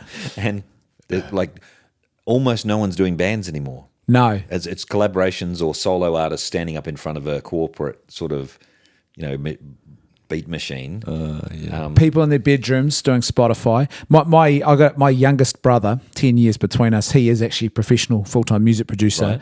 And he came up under Neil Finn of Crowded House, worked in his studio and everything. Now he's on his own. And he looked like literally last year, he's a phenomenal talent. He really is. And he produces and writes for these often young singers who started in their bedroom doing the Spotify thing. And one of them actually who just a few months ago, I think it's Sony, said, we want to sign her and we would like to bring both of you. We want you to move to LA with her and produce. I don't know if he's going to do that, but it's interesting to see all of these young people now who he's working with, who that's literally been their trajectory. Spotify, in a bedroom, then they go to the next level, get a producer. Yep. But there's so many of them. And you only hear about a tiny fraction who make it. Yeah, that's the. Is it the best rising to the top in that scenario, or is it because there's always because there's no money in it anymore because all the companies have milked it out of the system. Yeah. YouTubers though can make a bit if they manage to get themselves viral. Yeah. So the number one earning show in the world at the moment is Mr. Beast. Oh yeah, Mr. YouTube. Beast. Yeah, and he's just been bought out by Amazon. I think is it Amazon? I think it is, isn't it? Yeah, they. Basically, and he's got this thing called Beast Games where 1,000 people are out in the Arizona desert getting knocked out. Oh, I've seen ads for that, I think. Yeah. And his chocolate bars are in our supermarkets. He's brutal, and it's basically a kind of a version of Squid Games. It's a game show of some sort. But but it's brutal. Like they'll have, and it really is, how can I make you display the worst elements of human nature? Oh, okay. Yeah. So you've got 100 people in this row, 100 people in that row, or 10 or 20 or whatever. I'll give you 20 grand to go home now, and they all go home with nothing. Yeah. But you get 20 grand. Or one of you has to go home, or all of you do. Yeah. If one of you goes home, the rest stay, and then they've got an hour to work it out between them or something, right? So it's all trying lifeboat ethic. So the top 3 rating shows at the moment in the world are this Beast Games thing, Traitor in the UK. Yeah, and there was another one that was the same sort of thing that was the maybe it was Squid Games the second season, and it's all about the ruthlessness of endgame capitalism. Yeah, and people fighting, like literally cannibalizing each other. It's a zero sum. It's just horrible. Oh, yeah, that's not. I used to do. I would often get asked to. There was one particular school, high school in the North Island. I'd get asked back every year to run retreats as a Catholic girls' high school. And with one of the year levels, I would actually sit them down as part of the day, and we would do an exercise. It was I changed it to zombie apocalypse, and you've only got so many spaces in the bunker, and here's the options. You have to choose so many, and they'd get together in a group, and they'd have this one's a doctor, and this one's a disabled person, and it was very interesting. And then we'd talk about it afterwards. Why did you choose, and what's perhaps flawed in the way you've gone about this? And it was very interesting. how consistently utility is the sort of the dominant thought. Yeah. You know, who will serve our interests? There's a guy, a theologian in Australia called Matthew Tan. He's got a blog which is Awkward Asian Theologian. Oh, I know Matthew. Yeah, great. He's a great guy, but he wrote a book called Zombie Jesus. I think it's called Redeeming Flesh, Zombie Jesus or something. But he finished watching Walking Dead, which, disclaimer, I've never watched, so I don't know much about it. But first couple of seasons are okay, then it falls off a cliff. But his theory is that it's actually a kind of a negative version of a parody of the Eucharist. Oh, interesting. And the resurrection, because the resurrection of the zombie is this horror that comes back, and it's not us, and everyone's fearful of that, and they try and avoid it with all costs. And cremation's a way to not be to be resurrected. But he was basically saying there's an innate human sort of desire for life after death, or some sort of making sense of it, and that this was playing on that, and that. Yeah, he makes all these connections between. Have you seen Warm Bodies? No. Warm Bodies. It's a phenomenal. It's a comedy zombie film. Nicholas Hoult, who's now he played Tolkien in that Tolkien film, and he's now sort of a big actor. He wasn't as well known back then, but it's this zombie apocalypse has happened, but there's sort of two tiers to it. So there's standard regular zombies. They go through their same old life. They're at the mall. There's no coffee. They're waiting for a coffee. They've all got their phones out. But they're all zombies. And then there's these berserkers. And the berserkers are like the zombies that give themselves over to the lust, basically. And they become these deformed demonic beasts. And they're the really dangerous ones. And the story is this young guy, Nicholas Hoult, he's a zombie. And he sees this zombie hunter young girl. And he falls in love with her. And his heart starts to beat again. And what happens is towards the end of the film, Harry saved us. He sacrifices himself to save her in front of a bullet, and he then falls into a big pool of water, comes out the other side, and he's alive again. Doesn't get any more clear than that. And it's just a beautiful thing about lust and how it pulls and dehumanizes the person, but also that authentic love it's quite profound actually. It's a silly comedy, but it works. Funny, Yeah. I don't know if there was some Catholic who wrote it, but there are some good films out there. I mean, I remember watching Gran Torino and just loving the imagery. Great film. Clint Eastwood. I've not seen it. I've heard of it, and I've heard that there is some.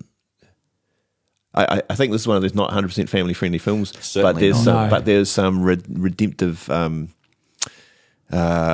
character arc is very much redemptive. The only thing that disappointed me was the priest was a bit soft in it.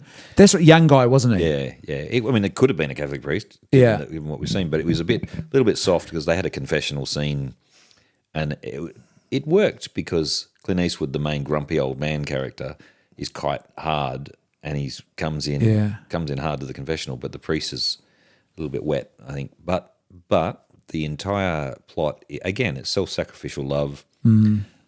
It's the guy who's not in any way fitting the modern definition of tolerance or so-called love, which is to accept everything of everyone else. He's grumpy. He doesn't like anything that's different to him. It was Korea, wasn't it, that he fought in? Was it Korea he fought in? One of the wars. And he's got this Japanese prejudice, anti-Asian prejudice, like really. And his next-door neighbours, in his rough neighbourhood, his next-door neighbours to a whole bunch of Asians, he growls at them, basically. Just does the Clint Eastwood thing. And the grumpy old man, he's great at it. He's very good at it. And he doesn't have his own grandkids at the funeral of his wife, and there's disrespect there, and he's just... and then... Basically, there's some trouble in the neighbourhood. I'm not going to spoil it too much. And the Asians come under attack, and his kind of almost reluctant desire for justice steps up, and it has an arc where he actually comes into there, and he resents every moment of them intruding socially into his life. Yeah, that's right. But suddenly he's surrounded by people who really like him and plying with food and everything. It's quite violent if you're not... it's not gory. It's the gang factor, and we won't spoil it, but I will say, how do I do this? If you're gonna watch it, watch for the body posture at the very end. That's all I'll say. And watch prayer. That's it. And you're like, I get it now. You'll see it. It's very powerful, and I couldn't talk. I mean, I'm a sucker for emotion. My wife and I are the opposites. My wife is German Polish blood. Just absolutely straight up. That was okay. Peter's balling his I'm a softie. If I'm in a really bad way, I'll cry at an advertisement, which is a bad thing. Do you cry in a film? You do? It has to be pretty epic. Right. It has happened, but it has to be up there. There was you was about to say ads. There was a Volvo ad recently. Oh yeah, with the baby and they're having the baby. Yeah, and it's about the safety of the vehicle. Right. I was like, man, that is so much better than the many. Did you cry at that? No, I didn't cry. But if there was an ad, I was going to cry. It would hit you in the feels, as my kids say. It hits you in the feels, yeah. But no, I stopped watching television 15 years ago now, free-to-air television, and we still have some of the streaming ones. And when you choose TV, it's a different exercise to just switching it on and watching something. Not just for the ads, but for the actual process of being just passively receptive instead of choosing. But the ads, I stopped it when I did some research and found out they spend more money in terms of psychology on working out what makes you buy something, what influences you, what colours, what sounds, what tunes, everything. They spend more money on that than they do on any of the other good things, like medical research, or anything, because that's where the money is. That's why the fast food joints look the similar colours, the same kinds of things. I had someone gave me good advice a long time ago. I mean, me and my wife Julie, of like, if you and this is not long after we were married, this is a long time ago, more than 25 years. You got a TV, put a blanket over it, right? And then it's a deliberate decision to turn the thing on. So, that's cool. And the other thing is when it's hidden, it's no longer the focal point of your living room, right? So that in itself just made a little difference for us. And then after not pulling the blanket off for months and months, we're like, oh, we don't need to actually do this. And we haven't had a TV. We bought a TV again for like the 2008 Olympic Games, and then and then you know, that is very Miss Chesky. And then watch sports, and then shut it down again, and haven't had a TV for a long time, and that's been very good. And but what I noticed, to your point, Peter, is if I go to someone's place and there's a TV on, I found it immensely distracting. The ads. Other people, they seem inured to it to quite an extent, but I've had such a sheltered adult life. It feels like, but it's so in your face. Like, how can you guys even function with this going on? That's sort of. I'm sure you would get used to it. You would develop a tolerance. I never did. I never did get used to it, and it was always distracting. It has a flip side. Maybe I'll throw this one at you. I'm one of these annoying people that when a movie's on, I want people to watch it. Yeah, I don't want talking. If you want to crunch loud things in there and talk. There's another room over there. You can go there. I saw a guy, this is just to that point, I saw a photo online just the other night, a little video clip. There's a son and his mum, apparently every film she'd ask questions. So before he'd go through the film, because he'd watched probably a lot of them already, he'd made a little PowerPoint that would be on screen above and he'd with key plot points so she didn't have to ask him questions. It's quite fun. I'm right in the middle of those two things because I'm the same. It's like, if someone says, "Oh, this was really good," that's like the most important. That's the worst kind of spoiler because they expect you then to enjoy that bit. But if my wife is watching something and she doesn't get it, I feel like I'm the man because I can help her with it. I can just, so I don't mind that. I can't resist a good joke if I see a moment to crack a joke. But otherwise, I'm like, everyone else, shut up. No, I'll do the jokes, no questions. That's it. I'm a bit of a hypocrite. It's like music.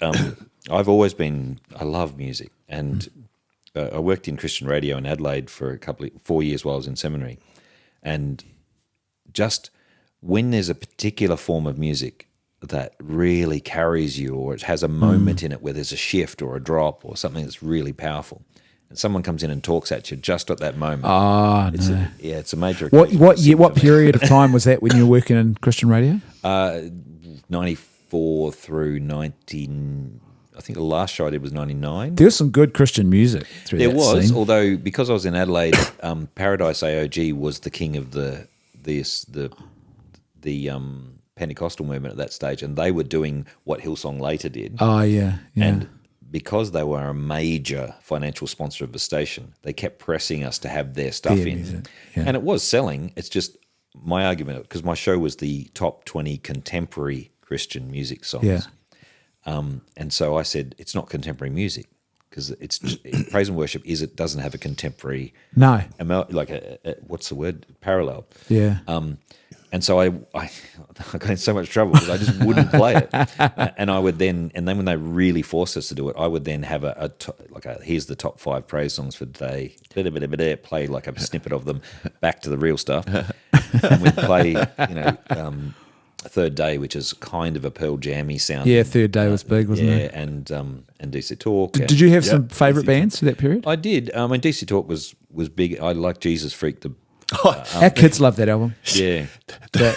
What is it? The best single argument for atheism in the world today is people who, as Christians, that's who Larry. What's his name? Acknowledge Jesus with their lips, walk out the door, and deny him by their lifestyle. Yeah. It's actually free at last. That is what an unbelieving world simply finds unbelievable. Larry, what's his name? But that song is a remake, as you said. I can't remember his name, but I think it's Larry's the first name. But that song is called "What If I Stumble?" Yeah, and it's actually, he says at the start, stumbling causes people to sin, but then he says, "What if it's me?" Yeah. And it's a great song. They'll make fools of us all. They were great, actually. Yeah. They actually had some substance to them. I liked Christian alternative. I love, and I still do, the band The Choir. Okay. And they were phenomenal. And they were, honestly, the closest thing you could probably describe them to would be almost like a Christian version of The Cure. Okay. Even sounds like it, The Choir. Yeah, and they were at a time when everyone was like, Jesus rocks, Jesus rocks, Jesus rocks. They were singing about a miscarriage and the marriage, or what does it mean, the problem of evil in the world, and they're still going. There's something about that, the voice, the songs, the singing. Yeah, and unfortunately they were, because they were more alternative. They weren't as well known, but I think that we're seeing more and more religious imagery in the alternative stuff. Like, we're not seeing, it used to be pop, and religious. I mean, the Jesus rock was a little bit embarrassing sometimes. Oh yeah, especially in the 80s and when the glam rockers. Oh, what are you doing? Holy Soldier and the Bumblebee Brothers, Striper. Striper, yeah. Even though they were actually pretty good musicians. I didn't listen to them, but I was really put off by just how they looked. It's just Anyway, but some of the more alternative stuff is good. But even when you listen to some of the alternative stuff just on Spotify, quite a lot of it is because there's no threat, I think, from religion anymore. They don't feel in any way connected with it or threatened. There's a lot of religious imagery coming out. Yeah, and in shows as well. It used to be quite rare. Like when I watched The Godfather, it was quite rare to have that quite potent Catholicism in the background. Yeah. Admittedly played very carefully over against the quite dangerous scenes in the mafia, but you didn't see much religion and if you did, it was some sort of wet Protestant preacher saying we should all love each other or something. Yeah, but there's a bit more substance to it these days. It's interesting how you sort of got those two strands. Like they made another sequel to The Exorcist. It is a disaster. It came out last year, I think. And they brought the actress who played the original mother in the first film. She's back as a very elderly lady now, and she's in it. She got really angry at the original one because she said this film, and she's in it, the original Exorcist. She said, I hate it because what the world view of this film is that the solution to evil is Christianity and Catholicism. That's the enemy of the devil. And she's like, no, and she really angry about it. She said that was the greatest flaw in this film. Well, the new one, they have an exorcism, and not only is the Catholic priest, after being told, he can't do it by his bishop, he then gives the book to a woman and says, oh, you do it, because the church is repressive. There's this hilarious scene where there's it's like a smoking room in a men's club. All these priests are just sitting around smoking and drinking, and don't do that exorcism because, she's a woman. It's just terrible prejudice nonsense. But then the exorcism at the end, there's a Hindu, there's a Muslim, and I'm like, oh my gosh. And she's in it, and she got her wish, and it's terrible. The worst thing about that is that someone might attempt it one day and get themselves in. The sons of Sceva don't muck around with what you did. Hey, I just got to go back to the 90s contemporary music. I just got to put a plug in for my man Rich Mullins. Oh, Rich Mullins, he was great. That was good stuff, and some of his songs. I mean, In the Light, I think he wrote that one, didn't he? Yeah, that was right. He did contribute to like DC Talk and some of the other big names. DC Talk sang that one, but I think they were doing a cover of him. He died young, didn't he? He died in an accident, Jeep accident. Yeah. And there was talk. He was like he'd been to OCIA, and he was thinking of becoming Catholic. After he died, it came out. Yeah, there's two things came to mind just then. Remind me of the music thing because I want to come back to Keith Green. But there's another influence here. There's a blast from the past there. But when I was a Lutheran minister and I was just tickling in the back of my mind that I might be Catholic, one of my elderly parishioners, he would have been 80-something, with a tear in his eye, was talking about his son who died in a car accident at 26. And he said, no, I believe it was I said, I'm sorry to hear that. And he said, no, I believe it was a good thing. He was dating a Catholic, and I believe that God saved him from... No. It was like, that was how potent in him, at least, and how potent the just revulsion for Catholic was. Did he ever get over that? Did he ever get over that? Or? No. I mean, the last conversation I had with him, it was very civil. He was a gentleman, but when I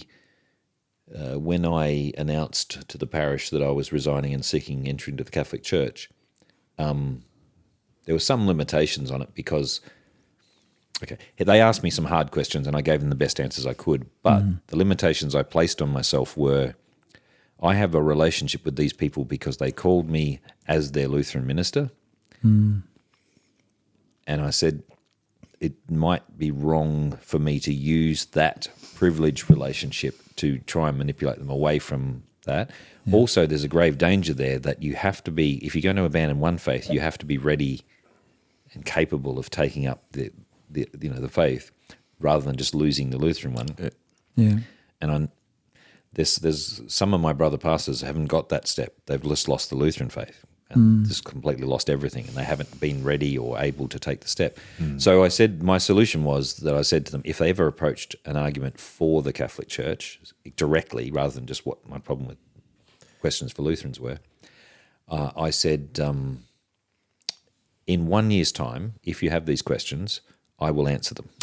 That is a great, I don't know if compromise is the right word, but that seems like a really ethical way to go about it. Yeah, and so if you have these questions, I promise you, I will sit down and answer them, because then I won't be a pastor, I'll be a guy you knew, and we can talk as people. You will have a pastor who can guide you. I'm not manipulating you, I'm not doing anything. I will answer you, but in this situation, because you called me as your Lutheran pastor, I can't use that privileged position to affect something which, you trusted me for a reason. And so I'm going to, but I did assure them everything I've preached in the last 2 years is Lutheran, and everything I've preached in the last 2 years is Catholic. Because the problem isn't with this is what G.K. Chesterton said. He said, Protestantism is emphasis and nothing but emphasis. Yeah. It emphasizes something good, but at the expense of all the bits that are missing. And it doesn't make sense by itself. It's good, and most of the things they say, but this is good. Yeah, it is good. And it is good to sing. It is good to have the Bible. But until you get the other stuff, it doesn't make sense. Yeah, that's beautiful. But anyway, sorry. But the other thing, Keith Green. Yeah, now hold that thought. Yep. Before we, because I asked you about your book as well in a minute. Yep. Did you want a little lock, Gorm, before we? Let's do it. Why not? It's a special occasion. So wash your glass out. I'm still slowly working my way through. You're fine. Yeah, I'm good. So this, for those who wonder. Wash your glass out, The Kilholm and Lock Gorm, this was a Christmas present I was given. Yeah.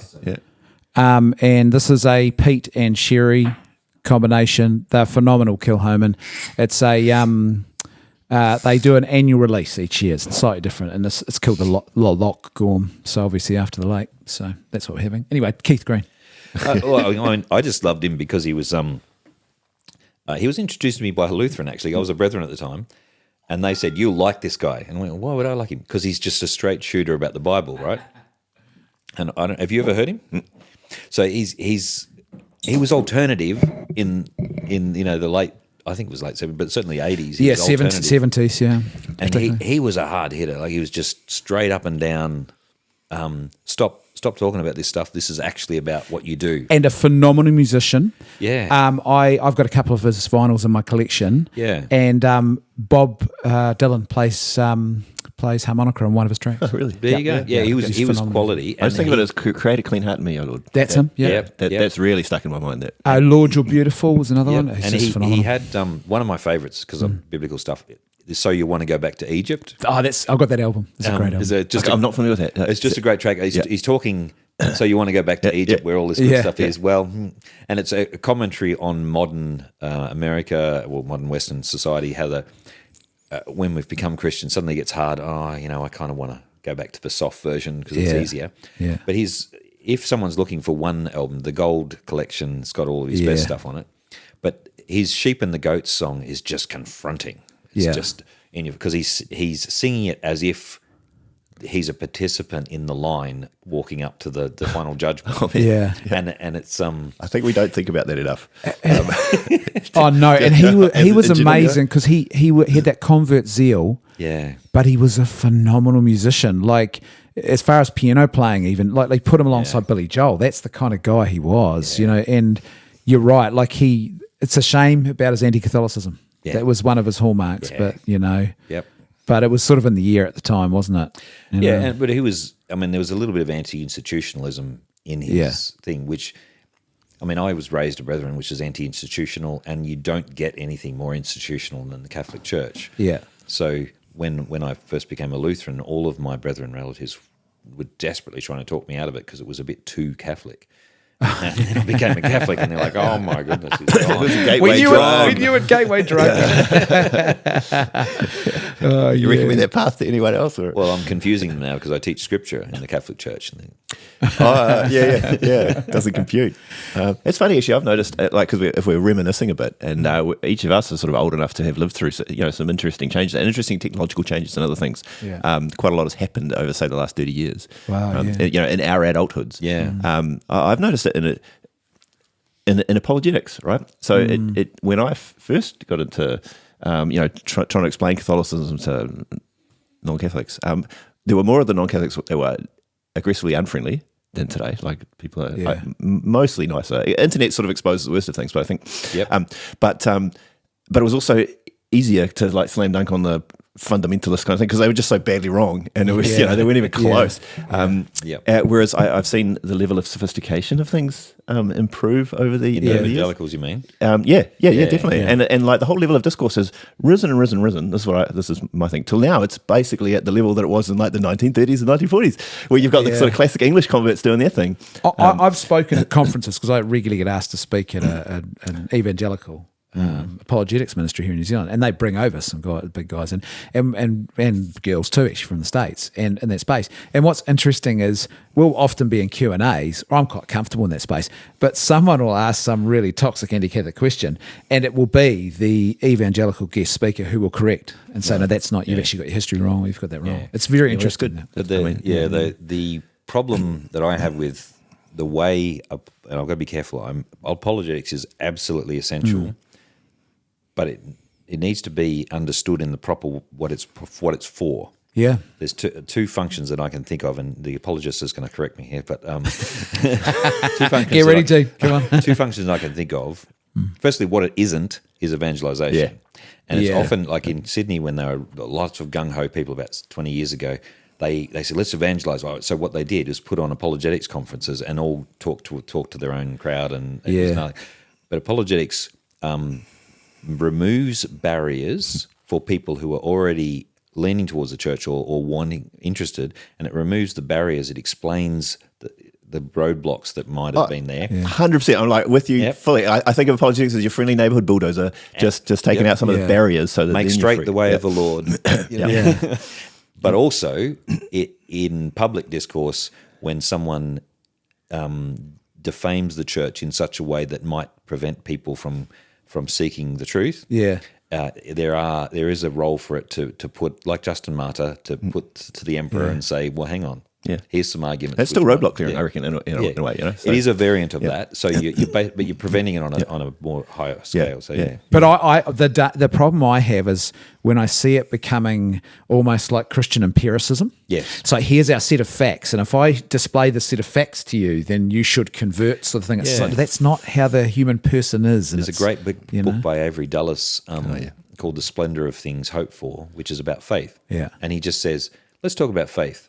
And he loves his models, Avery Dulles. Oh, yeah. So he's using There's models of the church. Yeah, he's known for his models of the church, but he has models of faith. And he puts propositional faith as, this is the propositions of the faith. And it's true. We say, let us confess our faith, in the words of Nicene Creed, right?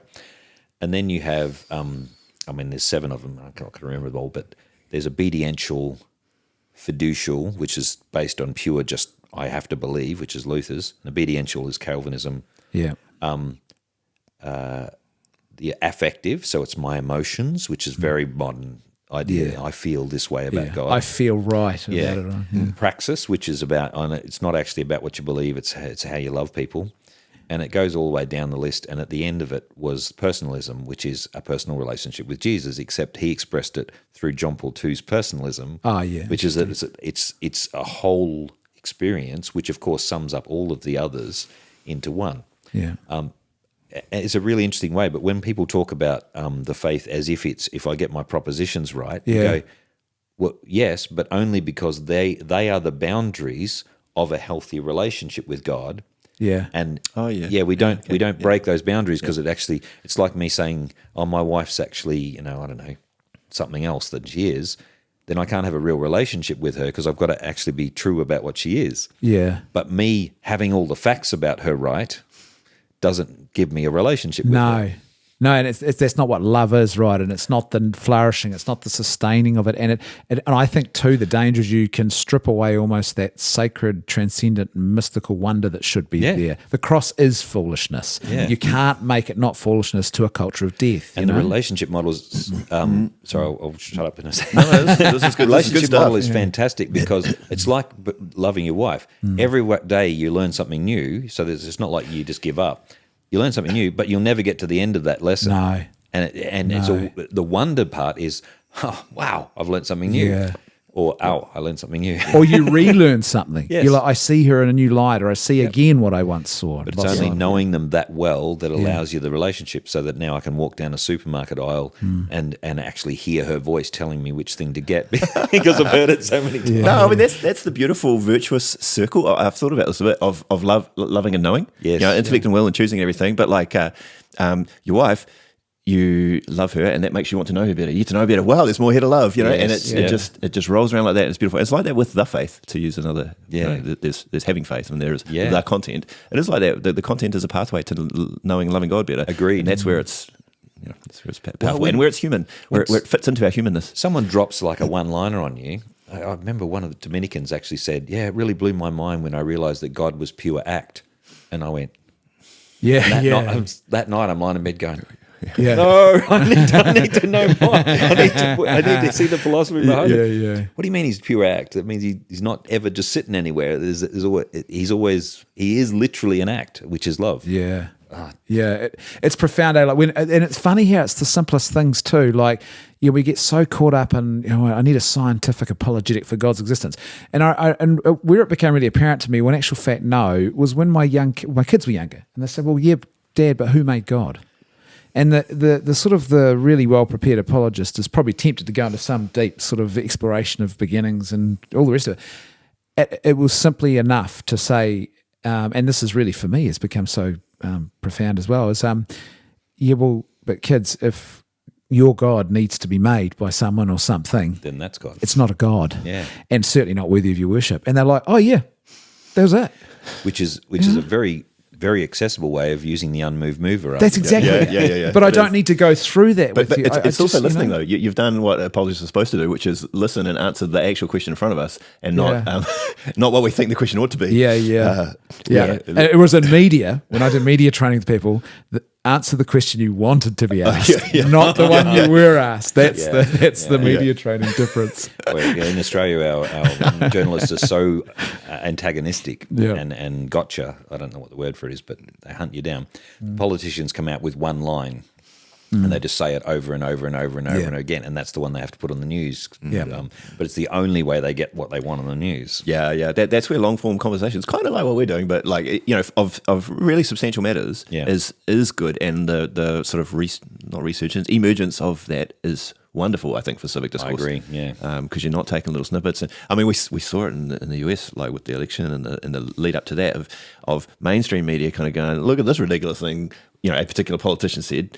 But nowadays you can kind of go through X and Twitter and all these other things. Well, let's have a look at the bigger context. Like they're really getting caught out now in mainstream media of just hiding things or because they don't control the full accessibility. there are other ways to control it, but Well, if we could circle back just briefly, you were talking about advertising before. This is a thing that liberalism has never owned as a problem, but it is a mess because, you're supposed to be free. You're supposed to reason your way through, and you are bombarded Let's with manipulate. constant manipulation. And liberalism never, and under liberalism and its various economic theories, it has taken off in a major way, and they don't acknowledge that it's a... And I actually, in my Sharing of Faith Without Losing Your Friends course recently, one of the barriers is propaganda, but I think the worst propaganda, anti-Christian, anti-Catholic propaganda there is advertising. Yeah. Not because it's directly against the church, but because every advertisement begins with the premise, I need to convince you you're not enough so that you have to buy my stuff. Yeah. So you're not good enough, you're not successful enough, you don't have enough friends, you're not sexy enough, you're not anything enough, pretty enough. You need to buy our product in order just to get back to square one, and they put you down constantly. And so the kids who've been absorbing this all their life, you tell them you're worth something, they're looking at themselves in the mirror and they can't believe it because they've had the propaganda endlessly coming And when at they them. get it, it's good news. You can see why the good news is good news. That is the beauty of the gospel in a lot of ways. But yeah, that sort of approach that is just the air we breathe in a lot of, culturally, it really bypasses the intellect, doesn't it? And goes straight to the emotions. Yep. Well, even lower, it's the animal brain. The animal brain. They know it. The appetites, right? It goes to the appetites. That's I sat in a supermarket aisle once because a student made a joke about a particular deodorant brand, and I'm not going to say it because I don't want to advertise it, but they made a joke about it, and you'll know what it is and he showed me the can because he was joking about I teach marriage and sexuality. He made a joke about transgenderism. It wasn't offensive. He showed me the can of this deodorant, and it has literally on the can, like diagram, the can spray, the plus sign, and then a man, and then equals woman in bikinis. Yeah. Right. Yeah. Now, what they're saying, of course, is if you spray this on, all the women will jump you. And apparently, they showed me a bunch of ads on YouTube, which were these guys getting jumped in lifts and women chasing after them as soon as they spray this stuff on, right?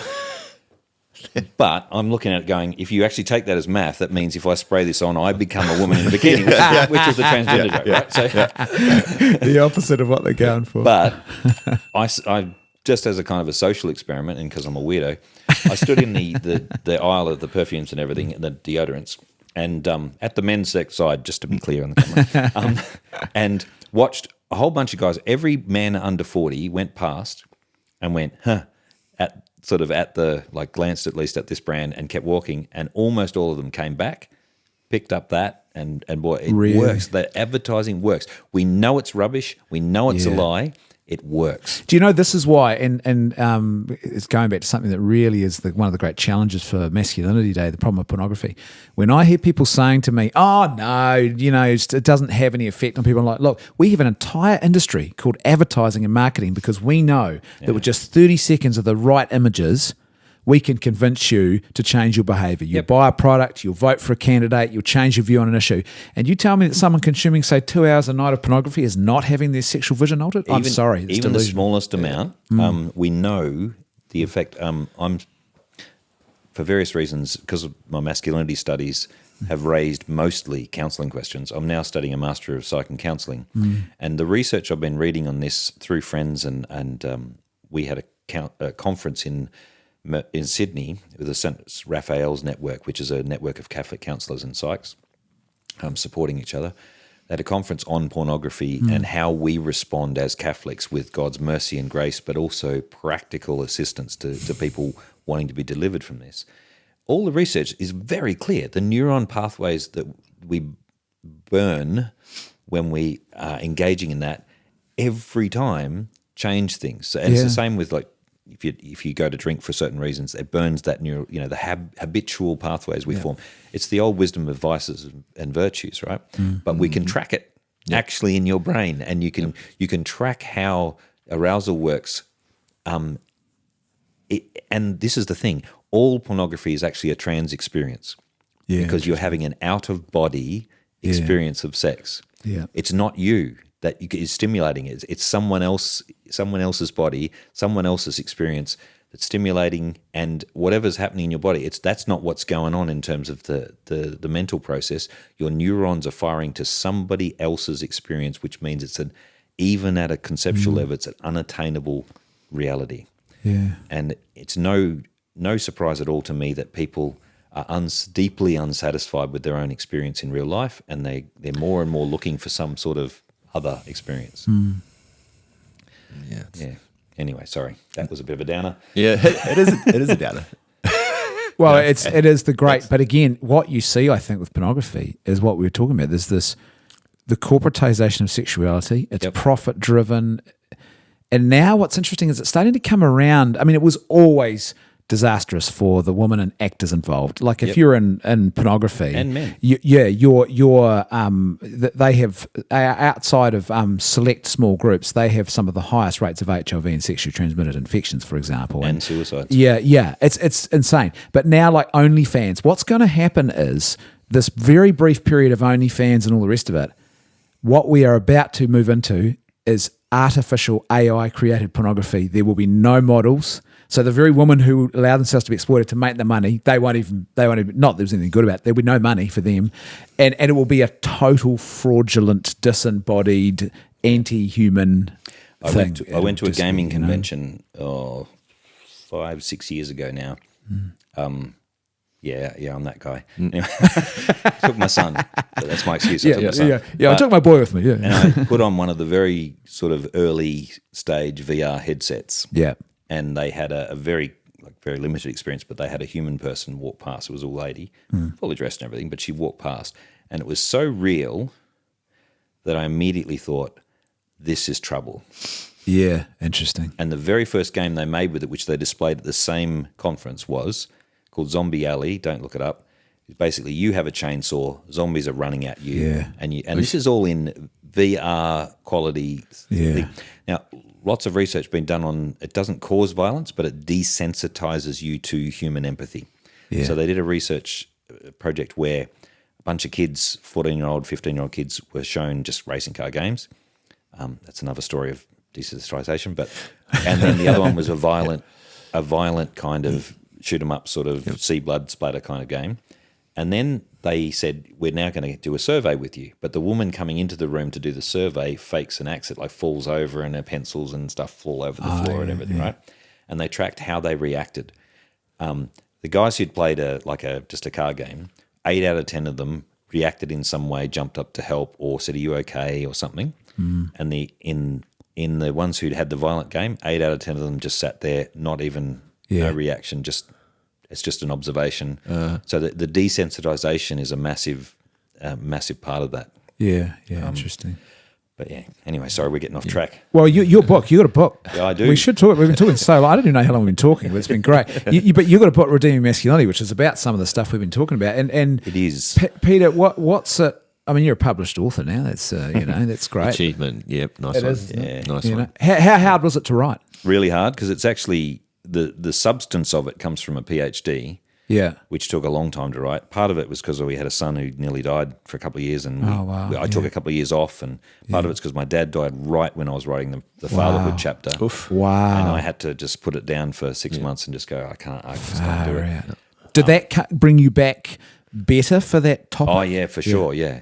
Because your dad's died just recently. Yeah. Mine died a couple of years ago. It changes a man. Something I said. I just said it in the family course just now. That something I've had to learn from that experience of writing about my dad after he's gone. We didn't have a perfect relationship, and my parents are divorced, so there's some hurt there. But as I was writing, and John Paul II said this, and I'm summarising, but he said, good parents who've loved like God teach us God.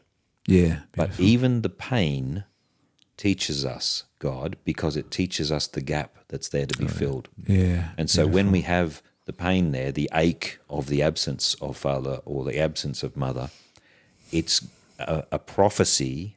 Now, of course, pain's not good, and there's healing to be had there, and we won't. That's another story. But in terms of revelation of who we are and who God is, it reveals where God still wants and can love us, and it brings us into that. So writing about fatherhood and realizing some aspects I hadn't experienced. lots of other reasons for that. When your father died, if you don't mind me asking, how did you, like, for me, one of the things that I became very well aware of was my own mortality now. Because you realise, well, I'm the oldest man in the I was the oldest in my family, and it's like I'm my dad's not there, and it's almost like Dad being there as a sense of A, maybe safety, and B, I'm still got more years to go. But once he's gone, I still had an illusion in my head that this is a hard topic, so I'm going to try it. But I had an illusion in my head that I could crawl into someone's lap and say, "Is it okay? Is it going to be okay?" kind of thing. You know what I mean? And to be honest, I'd never actually had that since I was 12. So that's a wound. My father got very sick when I was 12, and his father had died when he was 12, so he really didn't know what he was doing when he came out anyway. And he tried his hardest, but he just didn't have the equipment. And even so, I felt that lack. And because he was really sick, I stepped up and was trying to play kind of a father figure to the younger siblings. But there's still a hope there. There's still that thing in you didn't even know was there, that maybe it's possible to crawl into someone's lap and go, is it going to be okay? And when he died, it was just that door that closed. And wow, man, this is it. You know, I'm too old now to go. No, I mean, I have one of my best mates is 80, and now I can see in that friendship a genuine, like, he's my Catholic father, basically. I call him. You can't replace Dad, but the relationship we've had has been 20-something years, and he's been there for me when it counted. He's admonished me when it counted. It's been what you need in a dad. And I think we need to get more conscious about that. The fact that a father alone is flawed and can't do it, even if he's the best guy in the world. The community of brothers and uncles and fathers and friends help fill in the gaps and show us what we need from, and where God the Father's coming in. So I go into a lot of this in this. So basically, the really short version of this is society talks about patriarchy as being a problem, and where there's domineering, oppressive men, that's a problem. But the answer to patriarchy is not to get rid of men, it's to love like God the Father. To give you the Father's love and just give it completely, and God never tells them, like, demands or forces them to do things. He gives them the path towards flourishing and says, come on, and then when they fall, again and again and again, slow to anger, abounding in steadfast love, constantly forgiving and lifting them back up. And the father of the prodigal sons. Man, what a story. Just we're used to it. Like, we hear it, all the time. But man, when you step back and look at that story, it's like, whoa. And the son doesn't. This is what people miss. That he doesn't actually repent. He's trying to kind of haggle his way back into a servant role, and Dad's going, none of that. You're back in, son. And we never hear the answer of the son or the older son. We never hear what their answer is to Dad, because we're supposed to ask, where do we fit in this picture? So, and the other thing they say about men is some toxic masculinity, with men using women and being awful to each other. And you say, that's a problem. But the answer isn't to get rid of men. The answer is to love like Christ the bridegroom. To give yourself sacrificially, to be strong, but to offer that strength up wholly for someone else, not for my ego, but for others. Like Philippians 2:5-11. Christ emptied himself. Even though he was God, he emptied himself, became obedient unto death. You don't have to buy the book now, because it's all in there. But I spell out things. You need to engage some of these advertising dudes that are so evil. I'll put a whole lot of beeps over the top. I've basically given you the summary of the magisterial teaching on masculinity. So I've gone through all of the magisterial documents since Leo the 13th, and practical? Would you describe it practical? Is it there is some practical stuff in it. Journey, it's what deep theology, because it's Trinity. So when you say God the Father, all right, what's everything we've ever said about God the Father? You mean at a like official teaching kind of level? Yeah, magisterial level. Yep. So, and then what's everything we've said about God the Son? That's a smaller amount. Being a son, but that's an important aspect. What have they said about the bridegroom? That's huge. The bridegroom, Christ is the bridegroom. And then, and I draw on St. John Chrysostom a little bit there. I'll come back to that, because that's a great punchline. And I've never heard him described that way before. He's a great punchline. See what you think after. You're right. Okay. And then Benedict is, and John Paul too, of course. So there's a whole chapter on theology of the body, and what he says very little specifically about men, but what he does say is about masculine desire. And it's interesting that he takes masculine desire and talks about it in a very positive sense. And so my chapters around that is called The Lie of Prudery, that the answer to all the porn culture isn't that we go into an Elizabethan kind of prudery, but that we celebrate the joy and beauty and goodness of sexuality in its proper context. So the Jews still today read out the Song of Songs, a book of quite explicit erotic poetry. Yeah. Not in the modern sense of explicit, but it does talk about body parts and the beauty of the man and the woman, and that they're very excited about being married. Yeah. About to Some be. of the most embarrassing scriptures if you ever have to read them out in church. And it's even worse in Hebrew. So what rating is our podcast here? Because I could tell you something.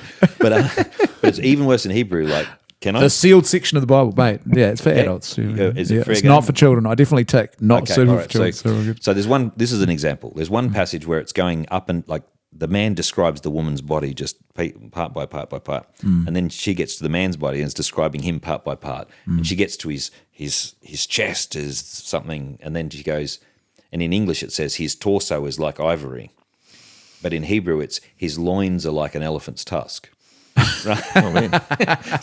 So in modern, it wouldn't be understood properly in modern English, right? Yeah. So, and the Elizabethan, it's because the original people, I don't know if they're Elizabethans, but the original people who translated from the original into English were the Puritan sort of, oh no, we can't have that, and they sort of smudged it all over. They did the same in the prophets when Ezekiel's talking about very explicit insults to people.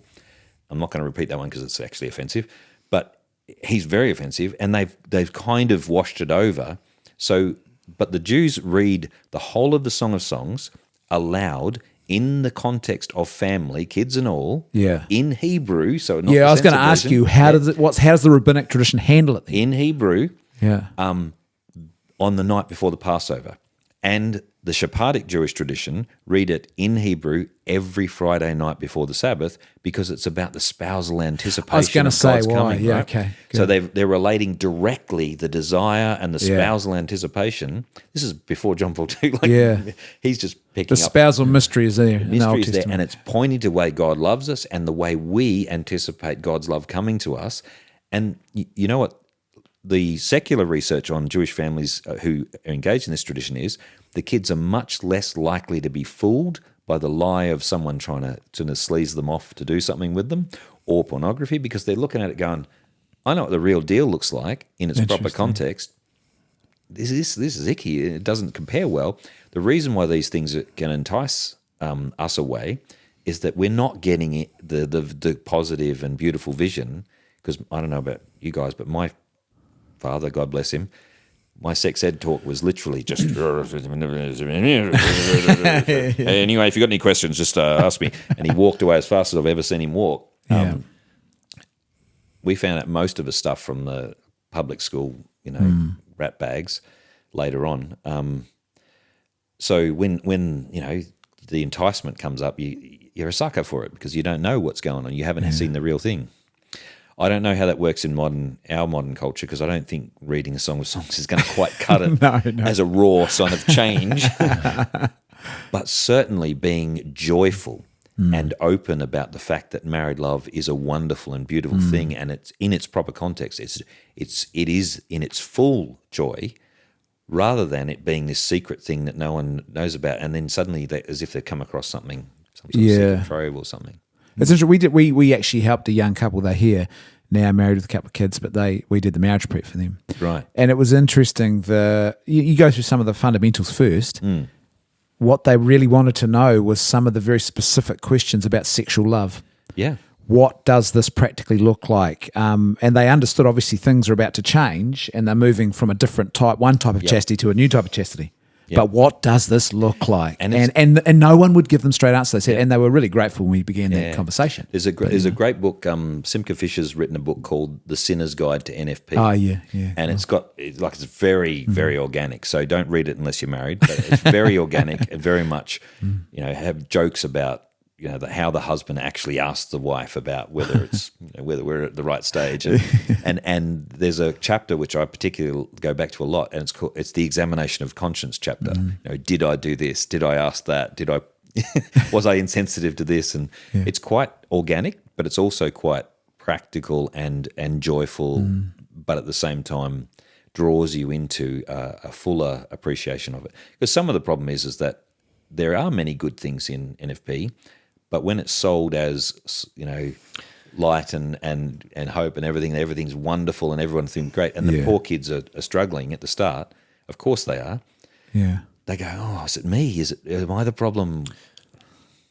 So, yeah. Yeah. I mean, NFP as a concept, is a great tool for communication. Yeah. Right. Well, it forces it. Yeah, absolutely. I mean, but that's the beauty of it, right? And really just getting to know each other. Yeah. In a deep way. Yeah. So the reason my book's called Redeeming Masculinity is that I think in church teaching, we talk about Mary being prophet, priest, and king like Christ. She's Queen of Heaven, so the king part. She's prophetic in her Magnificat and in the way she proclaims Christ, and she points us to Christ and everything. And the priestly angle is redemptrix. She's a co-redemptrix or mediatrix or whatever, whichever one it is that we actually say. Sorry. Oh, the Protestants are like... So but the point is that she participates in the redemption of Christ. She says by yes, her right? Unites her so yes. in the visitation, Elizabeth and Mary are literally already preempting and participating in their son's ministry. John the Baptist is in the womb going, there he is. But Elizabeth proclaims Christ in Mary. Yeah. And Mary responds with the song of redemption. That's right. So they're already participating in their son's ministry before they're even born. It's a very good model of how the different sexes are engaged in this kind of very properly distinct, but she's not Christ. So, but when we talk about men in the magisterial teaching, they talk about men's sexuality being prophetic, because John Paul II talks about that our desire, our longing is a symbol of God's longing for us, and it's a prophetic thing. They talk about our headship, which is the king role. Whether or not we agree with John Paul II on that, he definitely talks about it at length. And when they get to the priestly element of masculinity, it tends to jump straight to the priesthood, which leaves us three sort of hanging. Well, how are we priestly in terms of following Christ? And that's the redemptive element of sexuality that John Paul II talks about, in terms of the fact that our love is supposed to be like the bridegroom's, redeeming love. Yeah. And so redeeming is a bit of a pun, because I'm saying masculinity's had a bit of a battering and it needs a bit of redeeming, but it is actually in itself redemptive. Yeah. And that it can redeem. So John Chrysostom, and you can decide if it's a punchline. Yeah, here we go. So Dean and I will be the judge of this. So John Chrysostom says he's doing a homily on Ephesians 5, right? And it's the one where it says, husbands, love your wives as Christ loved the church and gave himself for her. Yeah. He says, husbands, is your wife lazy? Is she ugly? Is she unfaithful? Wow. Is she slovenly? Has she gossip? Is she quarrelsome? Has she caused many troubles? Even if she is all these things, none of you has a bride that is as quarrelsome, ugly, unfaithful as the church. Wow. Yeah. And Christ gave his life for her. Wow. Okay, yeah.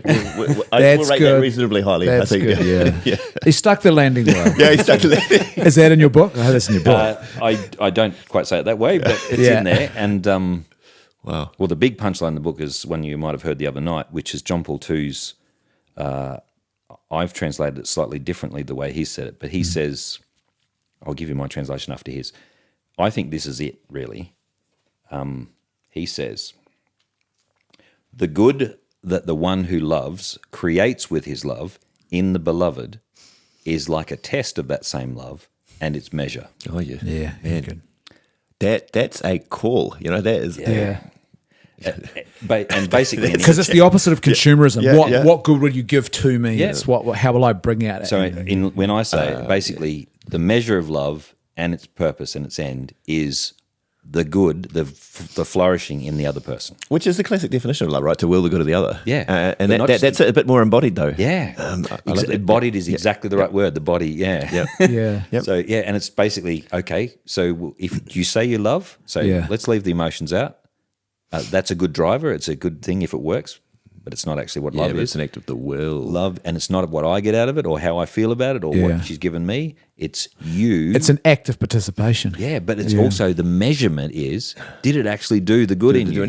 So this is our call to like each other's sanctity. Yeah. Right. You know, like my vocation now, I'm not an ordained priest whose job is sanctity of the people that I'm responsible for. I am a priest in the sense it's the sanctity of the person I am responsible for, which is my wife. So insofar as our love is redemptive, we can be redemptive to each other.